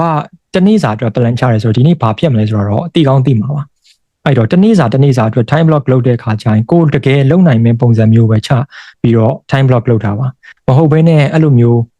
မဖြစ်နိုင်တဲ့ဟာမျိုးတွေ time block လုပ်ထားတယ်ဥပမာဖြင့်3နာရီစာလောက်တစ်ချိန်နဲ့ထိုင်ပြီးတော့ဘာလုပ်မယ်ဥပမာဖြင့်ကိုကမထိုင်နိုင်တဲ့သူမျိုးဆိုရင်မလုပ်ပါနဲ့အဲ့ဒါဘာဖြစ်စီလဲဆိုတော့ကိုရဲ့ဒီ motivation ကို self esteem ကိုနှစ်ခုလုံးကိုထိခိုက်စေတယ်ပြီးတော့ဒီမှာဆက်ရေးထားတာတော့အကုန်လုံးလုပ်ဖြစ်တဲ့ရက်တိတ်မရှိဘူးပေါ့လေဟုတ်တယ်အကုန်လုံးမလုပ်ဖြစ်ရင်တော့ကိုတို့ဒီ 80% လောက်တော့လုပ်ဖြစ်တယ်ဆိုရင်ဒါတိုးတက်နေပြီပေါ့လေဒါပေမဲ့အကုန်လုံးလုပ်ဖြစ်ဖို့ဆိုတဲ့ဟာမှာလည်းအများကြီးအခြား factors တွေရှိတယ်အထူးသဖြင့်ဒီ discipline ရှိတယ်အထူးသဖြင့် energy ဆိုတဲ့အရာတွေရှိတယ်လုပ်ချင်ပေမဲ့ energy မကျန်တော့တဲ့အချိန်တွေကို discipline အားနည်းသွားတဲ့အချိန်တွေအဲ့လိုမျိုးရှိရပေါ့ဒါပေမဲ့ 100% အပြည့်မလုပ်နိုင်တော့ 80% လောက်ထိတော့လုပ်နိုင်အောင်ကြိုးစားပါလို့ဟိုကတော့တိုက်တွန်းချင်ပါတယ်ဟုတ်ကဲ့ဆိုတော့အမအေကေခိုင်မိတင်တဲ့မိကုန်းလေးပြီးလို့ရပါပြီခင်ဗျမြန်မာကလေပြောရင် procrastinate မလုပ်တာတော့မဟုတ်ဘူးလုံးမိရဲ့အခောက်တွေမှာ result တွေကပို့ပြီးတော့ကောင်းတာမျိုးတွေရှိရဲဒါပေမဲ့များသောအားဖြင့်ကအရန်လင်လို့တက်တယ်ဆိုတော့ငါဒါကြီးလုပ်ပြီးသွားရင်ဒါကိုချက်ချင်းလုပ်ကောင်းမယ်ငါဒါမလုပ်ရင်ငါဒါဘလို့မှငါ satisfy မဖြစ်ဘူးပြောရင်လုပ်လို့လည်းပြီးရလုပ်လို့လည်းရတယ်လုပ်လို့လည်းဖြစ်တယ်ဒါပေမဲ့လုပ်ပြီးသွားရင်လူက energy က sacked out လုပ်ခံလာတယ်လို့ burn out ဖြစ်ပြီးတော့ဒီတစ်ပတ်လောက်ကိုလုံးဝတရက်ကို9နိုင်10နိုင်အဲ့လိုမျိုး productive တာဖြစ်ပွားရင်လက်ညှိုးလေးတစ်ချောင်းတော့မကျင်တော့ဘယ်နဲ့ burn out ဖြစ်သွားတယ်ဒါပေမဲ့အဲ့လိုမျိုးမလုပ်နိုင်တဲ့ရက်တွေကြရင်လေဟင်ငါဒါကိုလုံးဖို့ energy မငါဒါကိုယ်တိုင် control မလုပ်နိုင်ခဲ့ရလေသိပြီမေငါဒါကြီးဘာလို့ထားမလုပ်တာလဲကိုဘလို့မှ pardon မလုပ်ပေးနိုင် excuse တွေပေါ့ excuse တွေထပ်ပြီးတော့ငါပြင်းနေရလို့ပဲခံစားရတယ်အမှန်တကယ်တော့အကိုအဲ့ဒါကိုပြင်းနေတယ်လို့မမြင်ဘူးပေါ့လေလုံနေတာပေါ့ဒါပေမဲ့လုံတဲ့အခါမှာအချို့ point လေးလိုနေတဲ့အခါကျတော့တခါတလေမှာလိုအပ်ချက်လေးတွေလိုဖြစ်သွားတယ်အဲ့ဒီအခါမှာဘာဆက်ဝင်လာလဲဆိုတော့self guilty ပေါ့လေကိုအပြစ်ရှိတယ်ကိုအပြစ်ရှိတယ်လို့တန်နေရဝင်လာတာပေါ့လေအဲ့လိုမျိုးဖြစ်ပါတယ်ဒါပေမဲ့အခုညီမပြောတဲ့ပုံစံအရဆိုရင်right track ပေါ်မှန်ကန်တဲ့နေရာပေါ်ရောက်နေပြီ productivity ဖြစ်တဲ့လောက်လည်းဖြစ်ပြီးတော့စူးစမ်းနိုင်တဲ့ level တခုလည်းရောက်နေပြီဒါပေမဲ့ဘယ်အရာလေးအရေးကြီးလဲဆိုတော့ဒီ energy management ရဲ့အရေးကြီးရပေါ့လေအကိုလွန်ခဲ့တဲ့9နှစ်ကျော်လောက်ကကိုရဲ့ဒီအကိုစီယာတယောက်ပြောဘူးသလိုပဲပေါ့ project တစ်ခုလုပ်မယ်ဆိုရင်ဒီ project ကိုရှိသမျှ energy တွေ 0% တိကျအောင်မလုပ်လိုက်နဲ့ပေါ့လေလုပ်ပြီးပြီဆိုရင်နောက် project လုပ်ဖို့အားမရှိတော့ဘူးအဲ့ဒါဆိုတော့တစ်ခါတလေမှာဘာလဲဆိုတော့ကိုရဲ့ energy ကို trader တဲ့နေရာမှာ trader မယ် trader တဲ့အခါမှာအလုပ်ကို short လိုက်ရမှာမဟုတ်ဘယ်အလုပ်တွေကိုအကိုတို့ဒီမှာ energy ဆိုတဲ့ဒီ framework လေးလည်း screenshot ရိုက်ထားရင်တွေ့မှာပါအဲ့တော့ဒီဘယ်အလုပ်တွေကိုပို့ပြီးတော့ဦးစားပေးရမလဲဘယ်အလုပ်ကအဓိကပိုကြလဲဆိုတဲ့ဟာမျိုးပဲဦးစားပေးလို့ဖယ်လို့ရတဲ့အရာတွေကိုဖယ်လိုက်တဲ့အခါကျရင်အဓိကအရာတွေပဲထွက်လာလိမ့်မယ်အဲ့ကြရင်လောက်ရတာနည်းသွားလိမ့်မယ်ပို့ပြီးတော့ energy ပိုကျန်လိမ့်မယ်အဲ့ကြရင် energy ပြောမယ်ဆိုရင် breakdown မဖြစ်တော့ဘူးပေါ့လေတစ်ခုတစ်ပတ်နဲ့တစ်ပတ်ကြာမှာအဆင်ပြေသွားလိမ့်မယ် energy management လေးတေချာလို့ပါအဲ့ productive ဖြစ်တဲ့သူတွေမှာအဲ့ဒုက္ခတော်တော်လေးမသိဘူးတခါလေ productive ကဖြစ်တဲ့ energy ကမရှိဘူးလုပ်ချင်တယ်ဒါပေမဲ့ energy ကအရေးကြီးအဲ့ဒါဖြစ်တဲ့အတွက်ကြောင့်အဲ့ energy management လေးကိုအဲ့ ENERGY ဆိုတဲ့ framework လေးတေချာလေးကိုလုပ်ကြည့်စေချင်တယ်ဟုတ်ကဲ့ကိုဆိုတော့အကုန်ဖုံးမြက်ပြည့်စုံမတိုင်ခင် chat ထဲမှာ question လေးတစ်ခုရောက်လာလို့ပါเนาะဆိုတော့ chat ထဲမှာမိထားတာcan we truly balance time between work or study personal life and self care If so, what strategies help achieve this balance? For me, it is not really easy, so we are meet right now. Okay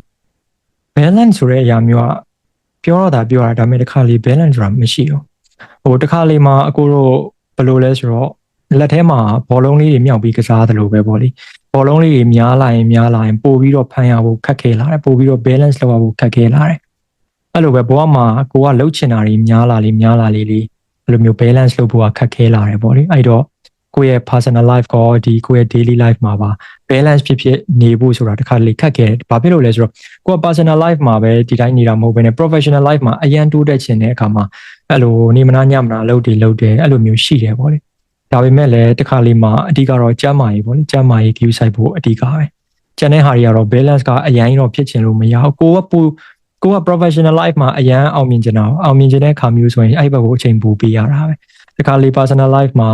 easy နေခြင်းတဲ့အခါမျိုးဆိုလည်းပေးရတာပဲပေါ့အဲ့နေရာမှာတော့ကိုကတရက်ထဲမှာတင်ဘယ်လိုမျိုးလဲဆိုတော့ personal life ရော professional life ရောအကုန်လုံး balance ဖြစ်ဖို့မစင်စား okay ကိုယ့်ရဲ့ life time နဲ့ချိန်တာပေါ့လေဥပမာအဖြစ်ငါ life မှာဘယ်နှစ်လောက် okay စူးစမ်းလိုက်မယ် professional life မှာပြီးပြီဆိုရင် personal life မှာဘယ်လောက်အနားယူလိုက်မယ်အဲ့လိုပုံစံမျိုးနဲ့ကိုတို့balance လုပ်တာတော့ပိုကောင်းတယ်ပေါ့လေဒီတိုင်း daily balance လုပ်ဖို့ဆိုတာတက်ဆိုင်ပေါ့ Okay, so ကိုဖုန်းမြတ်ပြည်စုံ meeting နဲ့ question ပြီးလို့ရမှာခင်ဗျာဟုတ်ကဲ့ကိုကျွန်တော်အခုနည်းနည်းမေးပါလိမ့်ရတယ်နည်းနည်း controversy ဖြစ်ကောင်းဖြစ်လိမ့်မယ်ဒါပေမဲ့ကျွန်တော်အကိုရဲ့အမြင်ကိုဟောနော်နည်းနည်း discuss လုပ်ချင်တဲ့ပုံစံမျိုးနဲ့ပေါ့နော်သွားချင်တာဖြစ်တယ်ဟိုလိုတခြားဘသူမှရည်ရွယ်ပြီးပြောချင်တာမျိုးတော့မဟုတ်ဘူးကျွန်တော်အခုနောက်ပိုင်းမြင်လာဆိုရင်တချို့တော့ content creator တော်တော်များများကသူတို့ရဲ့ personal branding တစ်ခုကိုတည်ဆောက်ပြီးပြီဆိုရင်သူတို့ရဲ့ရှိနေတဲ့ ideas တွေကို digital product ဒါမှမဟုတ် service အနေနဲ့အဲ့လိုမျိုးထုတ်လာကြပြီး business အပိုင်းကိုပြောင်းလာကြတာတွေများတယ်ပေါ့နော်ဒါပေမဲ့တော်တော်များများနောက်ပိုင်းဘယ်လိုဖြစ်လာလဲဆိုတော့ idea တစ်ခုရလာပြီဆိုရင်သူတို့ရဲ့ပြောရမယ်ဆိုရင်ဒီ professional reputation ကိုတိတ်ပြီးမတည်ဆောက်တော့ပဲသူတို့ရဲ့ business reputation ကိုပြောင်းလာကြတာတွေများတယ်ပြောင်းပြီးတည်ဆောက်လာကြတယ်ပေါ့နော်သူတို့ရဲ့ရလာတဲ့ ideas တွေရှိပြီဆိုရင် product ဒါမှမဟုတ် service အဖြစ် convert လုပ်လာကြတယ်ပေါ့ဒီအချိန်မှာကျွန်တော်ဘာကိုသုံးသပ်မိလဲဆိုတော့အကိုကြအခုတက်ထိပဲ YouTube content နေဆိုလဲကိုအခုတက်ထိတင်နေတော့ပဲပြီးတော့အကိုရဲ့တစ်ဖက်မှာကိုရဲ့အလုပ်ရှိရယ်ကိုရဲ့ business ရှိရယ်ဆိုတော့ဒီလိုမျိုးပေါ့နော် product ဖြစ်နေရယ် professional ရောကိုရဲ့ business ကိုဘယ်လိုမျိုး maintenance လုပ်လဲဆိုတာကိုကျွန်တော်နည်းနည်းစိတ်ဝင်စားလို့ပါကို Okay အဲ့မှာခုနပြောရတာဆိုတော့ branding ပေါ့လေ branding ကိုကိုလည်းအရန်စိတ်ဝင်စားတယ်အခုငငယ်လေးက branding နဲ့ပတ်သက်ရင်ယူသွတ်တဲ့လူတစ်ယောက်ပါအဲ့ဒါဖြစ်တဲ့အတွက်ကြောင့်ကို brand ကိုတိဆောက်တဲ့အခါမှာလည်းစနစ်တကျတိဆောက်ခဲ့တယ်အကိုတို့ branding တိဆောက်တဲ့အခါမှာဟိုပြောမယ်ဆိုရင်အကိုတို့ပြတဲ့ဟာတွေကလူတွေနားလည်တဲ့ဟာတွေလူတွေသိတဲ့ဟာတွေပဲပေါ့အကိုတို့က negative ဖြစ်စေတဲ့ຢာတွေပြရင်လူတွေကအကိုတို့ negative နဲ့ထွေးမြင်သွားမယ်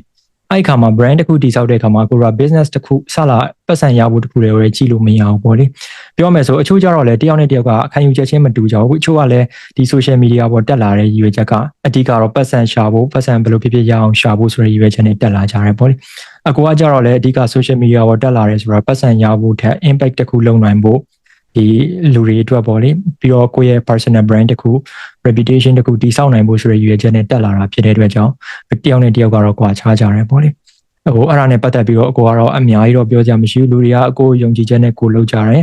အဲ့ကိုလုပ်တဲ့အတိုင်းပဲကိုလူတွေကမြင်ကြတယ်ပေါ့ဒီလောက်ပါပဲပြီးတော့နောက်တစ်ပိုင်းပေါ့လေမိခွင့်နောက်တစ်ပိုင်းကဘယ်လို maintain လုပ်လဲတစ်ဖက်မှာ business ရှိတယ်တစ်ဖက်မှာလည်း personal brand ရှိတယ်အဓိကတော့ personal brand ဆိုတာတော့အရင်တော့ခက်တာမဟုတ်ပါ authentic ဖြစ်ဖို့ပဲပေါ့လေကိုယ့်ရဲ့အဓိကကိုယ့်ရဲ့ lifestyle ကိုချပြတယ်ကိုယ့်ရဲ့ philosophy ကိုယ့်ရဲ့အတွေ့အခေါ်ကိုယ့်ရဲ့ mindset တွေကိုပြန် sharing လုပ်ပေးတယ်အဲ့ထဲမှာမှလူတွေအတွက်ပို့ပြီးအကျိုးဖြစ်စေမယ့်အရာတွေဆိုရင်ပို့ပြီးတော့ sharing လုပ်ပေးတယ်ပေါ့အဲ့မှာအဓိက balance လည်းပြောမယ်ဆိုဖြစ်တဲ့အချိန်တွေလည်းရှိတယ်မဖြစ်တဲ့အချိန်တွေလည်းရှိတယ် manage လုပ်ဖို့ကြတော့ခက်ခဲလားဆိုတော့မခက်ခဲပါဘူးပေါ့လေအဓိကကိုလှုပ်ချင်တဲ့အချိန်ကျရင်ဘယ်အချိန်မှာဘာလုပ်မယ်ဘယ်အချိန်မှာဘာလုပ်မယ်ဆိုတာခွဲထားလိုက်တဲ့အခါကျရင်အဆင်ပြေပါတယ်ဟုတ်ကဲ့ကိုကျေးဇူးတင်ပါတယ်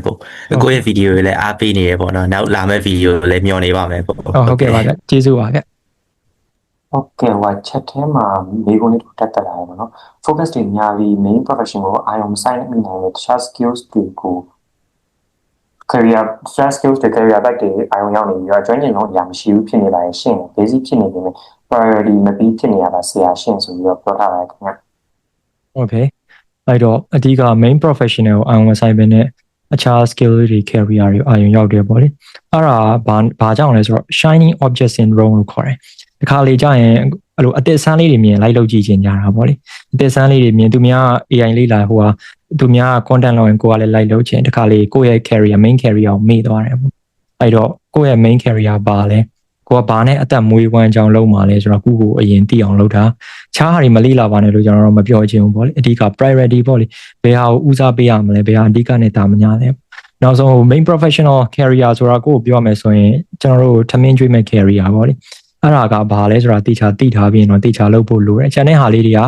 ဟိုအခြား skill တွေ career တွေဆိုတာထပ်ဖြည့်ထားမှာကျွန်တော်တို့ဒီခေတ်မှာ skill set တစ်ခုတွေနဲ့ကျွန်တော်တို့ survive လုပ်ဖို့ဆိုတာခက်ခဲလာပြီ။ပြောမယ်ဆို skill တွေများများဖြည့်ထားပြီးပြီဆိုရင်ဒါ compound တစ်ခုအနေနဲ့လုပ်ဒါ professional တစ်ယောက်မှရှိထားမယ်ပြောမယ်ဆို skill set တွေပေါ့လေအဲ့လိုပုံစံမျိုးဒါပေမဲ့အဓိက main ဟာတော့မလွတ်စေနဲ့ပေါ့လေ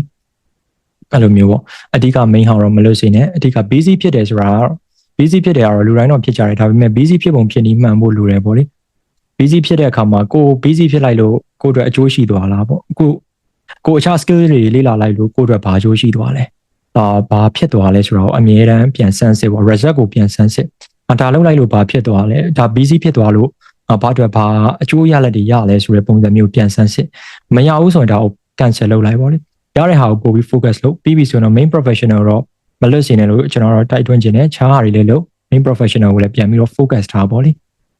အဲ့လိုမျိုးလုပ်တယ်ဆိုရင်တော့နေရာတစ်ခုမှာကျွမ်းကျင်လာလိမ့်မယ်ကျွမ်းကျင်လာတဲ့အခါမှာဒါလျင်ကျန်တဲ့ဟာတွေထပ်ပေါင်းရင်းနဲ့အဲ့လိုမျိုးပို့ပြီးတော့ကောင်းလာလိမ့်မယ်ပေါ့လေဟိုကျွန်တော်လည်းဥပမာပြရမယ်ဆိုကျွန်တော်က creative industry ကလာခဲ့တဲ့လူတယောက် creative သမားတယောက်ဖြစ်တယ်ဒါပေမဲ့ကျွန်တော် tech နဲ့ပတ်သက်ပြီးတော့ငယ်လေးတွေ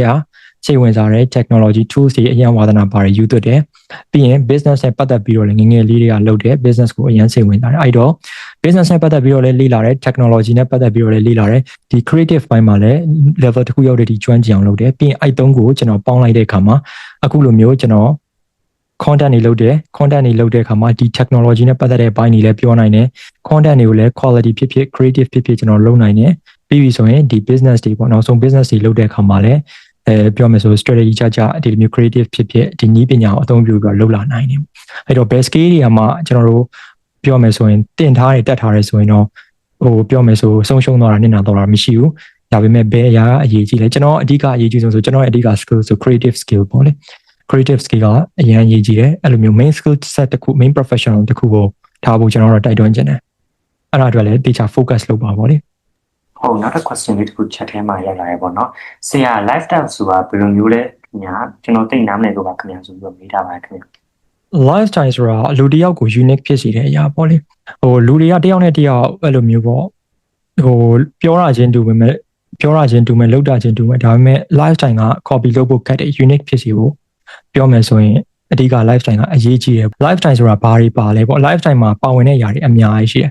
ကိုရဲ့ဒီစီးပွားရေးပိုင်းတွေပါတယ် lifestyle မှာ sector တွေအများကြီးရှိတယ်ပေါ့ဒီကျန်းမာရေးအပိုင်းတွေပါတယ်နေထိုင်တဲ့အပိုင်းတွေပါတယ်ကိုယ့်ရဲ့လောကကြီးပေါ်ရှုမြင်တဲ့အပိုင်းတွေကိုလုပ်နေတဲ့ professionals တွေဒါတွေအကုန်လုံးစုပေါင်းမှသာလေကိုတို့ lifestyle ဆိုတဲ့အရာတစ်ခုဖြစ်လာတာအဲ့တော့ lifestyle ဆိုတဲ့အရာတစ်ခုစနစ်တကျဖြစ်ဖို့ဆိုရင်ကိုတို့ life sector တစ်ခုချင်းစီကိုစနစ်တကျတည်ဆောက်ထားဖို့လိုတယ်တည်ဆောက်တဲ့အခါမှာကိုတို့ goals တွေစနစ်တကျချမှတ်မယ်သူကြားထဲမှာကြုံတွေ့ရမယ့်အခက်အခဲတွေကိုတို့ဖြေရှင်းဖို့လိုမယ်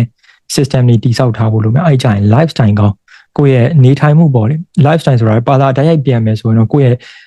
ဘဝရဲ့နေထိုင်မှု standard နေထိုင်မှု lifestyle တစ်ခုလို့ပြောလို့ရတယ်ပေါ့လေအဲ့ခါကျရင်တော့ဒီ lifestyle ကောင်တစ်ခုတည်ဆောက်ထားတဲ့သူတစ်ယောက်ကတော်ရုံ replace လုပ်ဖို့ဆိုတာခက်တယ်တော်ရုံလည်းဘဝမှာပျက်စီးသွားဖို့ဆိုတာခက်တယ် okay မျက်လုံးနဲ့မြင်အောင်ကြည့်မယ်ဆိုရင်ပတ်စံ million နဲ့ကြည့်ပြီးရှိတယ် millionaire lifestyle မရအောင် millionaire lifestyle တခုဖြစ်ဖို့ဆိုတာ millionaire တယောက်ဘယ်လိုတွေးလဲ millionaire တယောက်ဘယ်လိုပြုမှုလဲသူဘယ်လိုမျိုး business တွေမှာ deal လုပ်လဲသူကိုယ့်ရဲ့ lifestyle ကျန်းမာရေးတွေဘယ်လိုဂရုစိုက်လဲဒါတွေအကုန်လုံးပါတယ် millionaire ဆိုတိုင်းပတ်စံ millionaire ရှိပြီ million နဲ့ကြည့်ပြီးရှိပြီဆိုတာ ਨੇ millionaire ဖြစ်ကောင်းဖြစ်မယ်နော်ဒါပေမဲ့ millionaire lifestyle ကိုမရ lifestyle ရဖို့ဆိုအကိုတို့က develop လုပ်ဖို့လိုတယ်တဆင့်ချင်းစီမွေးမြူဖို့လိုတယ်အဲ့ဒါဖြစ်တဲ့အောင် lifestyle ကပိုပြီးအရေးကြီးတယ်ဆိုတဲ့အပိုင်းကိုပြောတာဖြစ်ပါတယ် Okay ဆိုတော့ chat ထဲမှာနောက်ထပ် question လေးတစ်ခုရောက်ထားရပေါ့နော်ထမင်းရအားနာပါရဲ့ဆရာ off topic ဖြစ်ပေမဲ့ content နဲ့ဆိုင်တဲ့ content writing ဘိုင်းလို့ဘက်ကိုနည်းလမ်းအကျဆုံးစလုပ်ဖို့ career ရဲ့စဝင်ဖို့အကြံဉာဏ်လေးတွေပေးစီချင်ပါတယ်ခင်ဗျာဆိုပြီးမေးထားပါတယ်ခင်ဗျာ Okay content writing ကလည်းတကယ်ကိုအရေးပါတဲ့ skill set တစ်ခုပေါ့လေ content writing နဲ့ပတ်သက်ပြီးလေ့လာတဲ့အခါမှာလေ့လာလို့ရတဲ့ပုံစံတွေအများကြီးရှိတယ်ပထမဦးဆုံးကတော့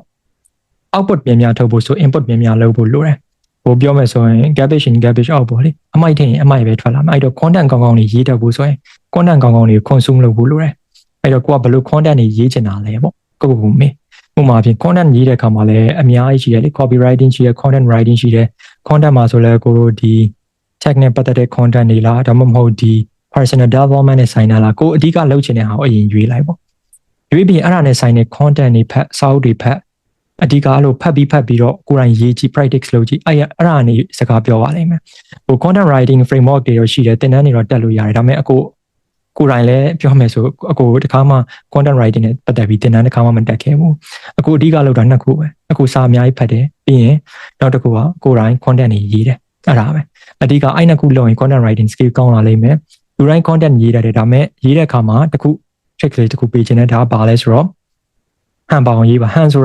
ာလူတိုင်းကိုချလို့မရဘူးပေါ့ပြောချင်တာလူတိုင်းကိုချလို့မရဘူးပေါ့လေကိုဟန်တစ်ခုပါနေဒီစာရေးလိုက်ပြီဆိုတာနဲ့အတန်ကြားရဲဆိုတဲ့ပုံစံမျိုးကိုပြောနေတယ်လို့မျိုးဆိုတဲ့ပုံစံမျိုးပေါ့လေအဲ့မှာဆိုရင်ကိုယ့်ရဲ့ဟန်တစ်ခုပါအောင်ရေးတဲ့အောင်လေ့ကျင့်ပေါ့အဲ့ခါမှာစာဖတ်တဲ့အခါမှာလည်းတုဒစာပေရတစာပေအကုန်လုံးစုံအောင်ဖတ်ရတယ်အထူးသဖြင့်မြန်မာလိုရေးမှဖြစ်တဲ့အတွက်ကြောင့်အားပေးခြင်းတော့မြန်မာစာအခြေခံမြန်မာစာသဘောတရားမြန်မာစာတရားကိုကောင်းကောင်းနားလည်အောင်လုပ်ပါပြီးပြီဆိုမှသာလေနောက် content writing နဲ့ပတ်သက်ပြီးတော့ကိုအဓိကသွားခြင်းနဲ့ဒီ topic တွေကိုလေ့လာပေါ့လေအဲ့လိုအကြံပေးခြင်းပါတယ်ဟုတ်ကဲ့ဆို raise hand လုပ်ထားတဲ့အမဖုံးမြက်ပြည့်စုံမေးလို့ရပါတယ်ခင်ဗျာโอเคကိုနည်းနည်းလေးမေးချင်တာလေးထပ်ပြီးပေါ်လာလို့ပေါ့နော်ကိုကျွန်တော်ဆိုအဲ့လိုမျိုး content creation နဲ့ပတ်သက်ပြီးကျွန်တော်ဆိုရင် Facebook မှာ content page လေးတစ်ခုပေါ့ movie review တွေ anime review တွေရေးတဲ့ page သေးသေးလေးတစ်ခုစပြီးထောင်ထားတယ်ဒါပေမဲ့ဘာဖြစ်လာလဲဆိုတော့ကျွန်တော် academic အပိုင်းကိုလည်းဦးစားပေးရတဲ့အခါမျိုးမှာကျတော့ကိုယ့်ရဲ့ creativity ကတဖြည်းဖြည်းနဲ့အဲ့လို loss ဖြစ်လာတယ်လို့ခံစားရတယ်ပေါ့နော်ဒီတခြားတစ်ဖက်ကိုတော်တော်ကြီးအာရုံဖိဆိုင်ရတဲ့အခါမှာကျတော့တစ်ဖက်မှာအနည်းနဲ့အများလွတ်လာတဲ့မျိုးတွေဖြစ်လာတယ်တိတ်ပြီးလဲ ideas တွေကတိတ်မထွက်တော့ဘူးပေါ့နော်ဆိုတော့အဲ့လိုမျိုးအခါမှာဆိုရင်ကျွန်တော်အနေနဲ့ဆိုလည်းအရှင်းဆုံးပြောရင်ကျောင်းသားအရွယ်လောက်ရှိအောင်လားတော့ဒီနေ့တော့ဆိုအသက်တော့ကြည့်ပြီးပေါ့ဒါပေမဲ့အဲ့လိုမျိုးကိုရဲ့အဲ့လိုငယ်ရွယ်ချိန်အဲ့လို student life မှာဘယ်လိုမျိုးဖြတ်တန်းခဲ့လဲပေါ့နော်ကိုလှုပ်ချင်တဲ့ habit တွေကိုလှုပ်ချင်တဲ့အရာတွေနဲ့ကိုရဲ့ student life academic အပိုင်းကိုရောမရောကြတော့ဘယ်လိုမျိုး handle လုပ်လဲကိုအဓိကတော့ပထမတစ်ခုကတော့လောက်ရမယ့်အချိန်မှာလောက်ရမယ့်အလုပ်ကို quality ရှိပေါ့လေကအဲ့လိုစာအများကြီးလုပ်အဲ့လိုမျိုးစာချက်ဖို့တယောက်လိုမျိုးစာတွေအများကြီးလုပ်တာအကျင့်မဟုတ်ဘူးပေါ့လေလောက်မယ့်အဓိက main point လောက်ပဲလုပ်တယ်မှတ်မယ်ဟာလောက်ပဲမှတ်ပြီးတော့student life ကိုဖြတ်တန်းတယ်ပေါ့လေအရင် stress တွေမထားဘူးဒါပေမဲ့တစ်ဖက်မှာလည်းလုပ်နေတဲ့ content တွေရှိတယ်ပြောချင်တာကတော့လေအဓိကတော့ကိုမှာ skill တစ်ခုရှိပြီဆိုရင်အရင်အားစိုက်စရာမလိုအဲ့ဒါဖြစ်တဲ့ကြောင့်skill တွေကိုအရင်တိဆောက်ပေါ့လေ content writing skill မကောင်းမင်းနဲ့ content တွေထုတ်ဖို့စူးစမ်းတဲ့အခါမှာပြောချင်တာကြောက်ခဲအရင်ညစ်တယ်လို့ပဲဖြစ်မယ်ပေါ့လေအဲ့တော့ကိုကအရင် skill တွေအရင်ဖြည့်ပြီးတော့မှ skill ရှိလာတဲ့အခါကျရင် content တွေလုပ်တဲ့အခါမှာပို့ပြီးတော့မြန်ဆန်တယ်အဲ့ဒီမှာဒီတိုက်ရိုက်idea ပေးရမယ်ဆို content တွေလုပ်တဲ့အခါမှာတို့အစပိုင်းတော့ဆိုလဲတစ်နေ့ကိုတစ်ပုတ်လောက်ပဲထုတ်နိုင်တာနေပြီးတော့အများကြီးထုတ်နိုင်မှုဆိုရင်တပတ်စာကိုဥမာအပြင်စနေတနင်္ဂနွေမှာတွေကကြိုပြီးတော့အများကြီးထုတ်ထားလိုက်တာမျိုးတွေဗီဒီယိုရိုက်စာရှင်ကြိုပြီးတော့ရိုက်ထားလိုက်တာမျိုးတွေအဲ့လိုပုံစံမျိုးတွေနဲ့လုပ်တယ်အဲ့ဒါဆိုတော့ဂျားတွေကweekday တွေမှာဆိုရင်ကြောင်းတက်ရတာဘာညာရှိမယ်ဆိုရင်တော့မှဒီတို့တစ်ဖက်ကကိုယ့်ရဲ့ academic ကိုလည်းမထိခိုက်ဘူးတစ်ဖက်ကလည်းအဲ့လိုမျိုးပေါ့ဒီကိုယ့်ရဲ့ content quality ကိုလည်းမထိခိုက်ဘူးပေါ့လေတရက်ကိုလိုမျိုးစုပြီးလုပ်လိုက်တဲ့ပုံစံမျိုးကိုလုပ်စေချင်တယ်ဒီတိုင်းတနေ့လောက်ဆိုတာပုံစံမျိုးတယ်လေတခါတည်းတရက်လုံးကိုသူ့အချိန်ပေးလိုက်ပေးပြီးဆိုသူနဲ့ပတ်သက်ပြီးတော့တေချာလုပ်ပြီးတော့ကျန်တဲ့ရက်တွေမှာကျန်တဲ့ဟာလုပ်ပေါ့အဲ့လိုပုံစံမျိုးကတော့ပို့ပြီးတော့အဆင်ပြေလိမ့်မယ်ဟုတ်ကဲ့ပါကိုကျွန်တော်လည်းစမ်းကြည့်ပါဦးမယ်ကျေးဇူးပါကိုဒီဘက်မှာလည်း chat ထဲမှာတော့မေးထားတယ်ဒီ private ကနေကျွန်တော် okay အဲ့တော့တစ်ချက်ပတ်ကြည့်လိုက်မယ်ညီမအခုမှစပြန်တင်ပေးနေတဲ့တင်နန်းနေဖွင့်ထားတဲ့အလျောက် certificate လည်းပေးတယ်ဒါပေမဲ့နောက်ပိုင်းမှာကို certificate ကိုအခြား organization ကြီးတခုကထောက်ခံပြီးတော့ရတာမျိုးလည်းဖြစ်စေချင်တယ်အဲ့လိုမျိုးလုပ်မလား okay အဲ့တော့ကိုပေးလိုက်တဲ့ certificate ကဥပမာအဖြစ်အလုပ်ဝင်လို့ရတယ်ဥပမာအဖြစ်အခြား organization တွေကနေပြီးတော့လက်ခံပြီးလို့ရတယ်ဆိုတော့ credibility ပေါ့လေအဲ့ဒါကလည်းအရေးကြီးအဲ့လိုမျိုးဖြစ်ဖို့ဆိုရင်ပထမဆုံးအရေးကြီးတာတော့ကိုကဘယ်အကြောင်းအရာသင်တာလဲပေါ့ဥပမာအဖြစ်language နဲ့ပတ်သက်ပြီးသင်တယ်ဆိုရင် international ကနေစစ်တဲ့ဒီ language proficiency test တွေ သူနဲ့သက်ဆိုင်တဲ့ဒီ certifying ဖြစ်တဲ့ဥမာဖြင့် professional တယောက်အနေနဲ့ certifying ဖြစ်လားဆိုတဲ့ပုံစံမျိုးတွေအဲ့လိုမျိုးဟာတွေသက်ဆိုင်ရာလိုက်ယူထားဖို့လိုတာပေါ့လေအဲ့လိုမျိုးယူထားပြီးရင်ကိုကဒီအောင် institute တစ်ခုအနေနဲ့လုပ်နေတာလားပေါ့လေဥပမာဖြင့် educational institute တစ်ခုအနေနဲ့လုပ်နေရဆို teacher register လုပ်ထားတာပဲဖြစ်ဖြစ်အဲ့လိုမျိုးတွေ legally process တွေ teacher လုပ်ထားမယ်ဆိုရင်တော့ကိုဟာကိုလူတွေကဒီအခြား organization တွေကလည်းယုံကြည်ကြည်နဲ့ထောက်ခံပေးလိမ့်မယ်ပေါ့လေအဲ့ဒါတော့ကျေပြန့်တဲ့အပိုင်းဖြစ်တဲ့အတွက်ကြောင့်ကိုသွားနေတဲ့ပုံစံပေါ်မှာ motivate ပြီးလုပ်ရမယ့် process တွေကတော့အများကြီးရှိလိမ့်မယ်အဓိကအရေးကြီးဆုံးကတော့ credibility ပေါ့ကိုကဒီလူတွေရဲ့ဟိုပြောမယ်ဆိုရင် international ကထောက်ခံထားတဲ့ဒီလိုမျိုး exam တွေဝင်ဖြေထားတဲ့လူတွေရောက်ဒီလိုမျိုးသင်ပေးနေတဲ့ educational institute တစ်ခုဖြစ်ဖို့တော့လိုအပ်တာပေါ့လေအဲ့ကြရင်တော့အကျန်တဲ့သူတွေကျန်တဲ့ organization တွေကပါထောက်ခံလာလိမ့်မယ်အဲ့လိုမျိုးထောက်ခံမှုဆိုလဲကျွန်တော်အခုထပ်လုပ်လို့ရတာဒီအခြားကိုထောက်ခံစေခြင်းနဲ့ဒီ organization တွေနဲ့ထပ်ပြီးတော့စကားပြောကြည့်ရဲဆိုတဲ့ပုံစံမျိုးတွေညှိရတဲ့ပုံစံမျိုးတွေဥပမာအပြင်အခုတို့ဒီဘက်ကအကြောင်းဘက်ကနေပြီးတော့ဒီဟာတစ်ခုတင်ပြီးသွားပြီးပေးပြီးသွားပြီးဆိုရင်ဟိုဘက်အကြောင်းဘက်ကနေပြီးတော့ဘာတွေလက်ခံပေးပါကျွန်တော်တို့အကြောင်းဘက်ကထွက်လာတဲ့ပုံစံမျိုးဆိုရင်ဒီဘက်ကလက်ခံပေးပါဆိုတဲ့ပုံစံမျိုးတွေသူတို့နဲ့တစ်ချက် deal လုပ်ကြည့်လို့ရတယ်ပေါ့လေအဲ့လိုမျိုးတစ်ချက် try ကြည့်ပါအဲ့နေရာမှာဆိုရင်ကိုယ့်ရဲ့ဒီ skill set တွေ credibility ဒါတွေကအများကြီးစကားပြောပါလိမ့်မယ် okay tablet private ဒီမှာတော့မေးထားတယ်အလုပ်တစ်ခုထွက်လာခဲ့တယ်တဲ့ outcome ကတော့ quality ရှိပေမဲ့လုပ်နေတဲ့တခြား process က quality မရှိဘူးတဲ့ကြာလာတော့လူကပြင်မှန်ပြီး energy ကုန်လာတယ်ဘယ်လို fix ရမလဲအလုပ်တစ်ခုလုပ်ရင်ထွက်လာတဲ့ outcome က quality ရှိတယ် process က quality မရှိဘူးအမှန်တိုင်းပြောမယ်ဆိုရင်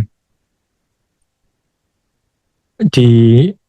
quality outcome က quality ထွက်လာတယ်ကျွန်တော်တို့ဘာမှအဲ့လောက်ဒီကောင်းနေတော့ထားစရာမလိုဘူးလေ process ဆိုတာ process ဆိုတဲ့ရှောက်တဲ့လမ်းမှာအခက်အခဲတွေဆိုတာလည်းရှိမှာပဲဟို qualify မဖြစ်တဲ့ຢာတွေလည်းရှိမှာပဲဥပမာပြင် lane key တစ်ခုသွားမယ်ဆိုရင်ဟိုမညီညာတဲ့လမ်းလည်းသွားမှာပဲဟိုပြောမယ်ဆိုဟို short နေရှိတဲ့နေရာလည်းသွားမှာပဲဒါပေမဲ့ outcome ကဘာဖြစ်သွားမလဲဆိုတာအရေးကြီးတယ် outcome ကိုပဲ focus လုပ်ပါတော့ကိုကတော့တိုက်တွန်းခြင်းတယ် outcome ကောင်းနေရင်ကျန်တဲ့ဟာတွေကအဆင်ပြေလာလိမ့်မယ်ဟိုအရင်ဟို process ကိုအာရုံမဆိုင်တဲ့ process မှာတော့အရေးကြီးတာက repetition ပဲ process မှာက repetition များလာလေ process အတွင်းမှာပို့ပြီးတော့လောက်ရတာ smooth ဖြစ်လာလိမ့်မယ်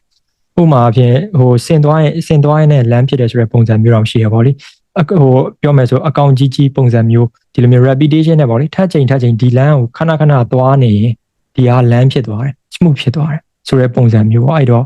process ကိုရန်စိတ်မပူပါနဲ့ဒီ outcome ကောင်းတာစူးစမ်းနေတဲ့ repetition တွေများလာပြီဆိုရင်ဒီသွားနေတဲ့ဒီ journey ဒီ process တစ်ခုလုံးကလည်း smooth ဖြစ်လာပါလိမ့်မယ်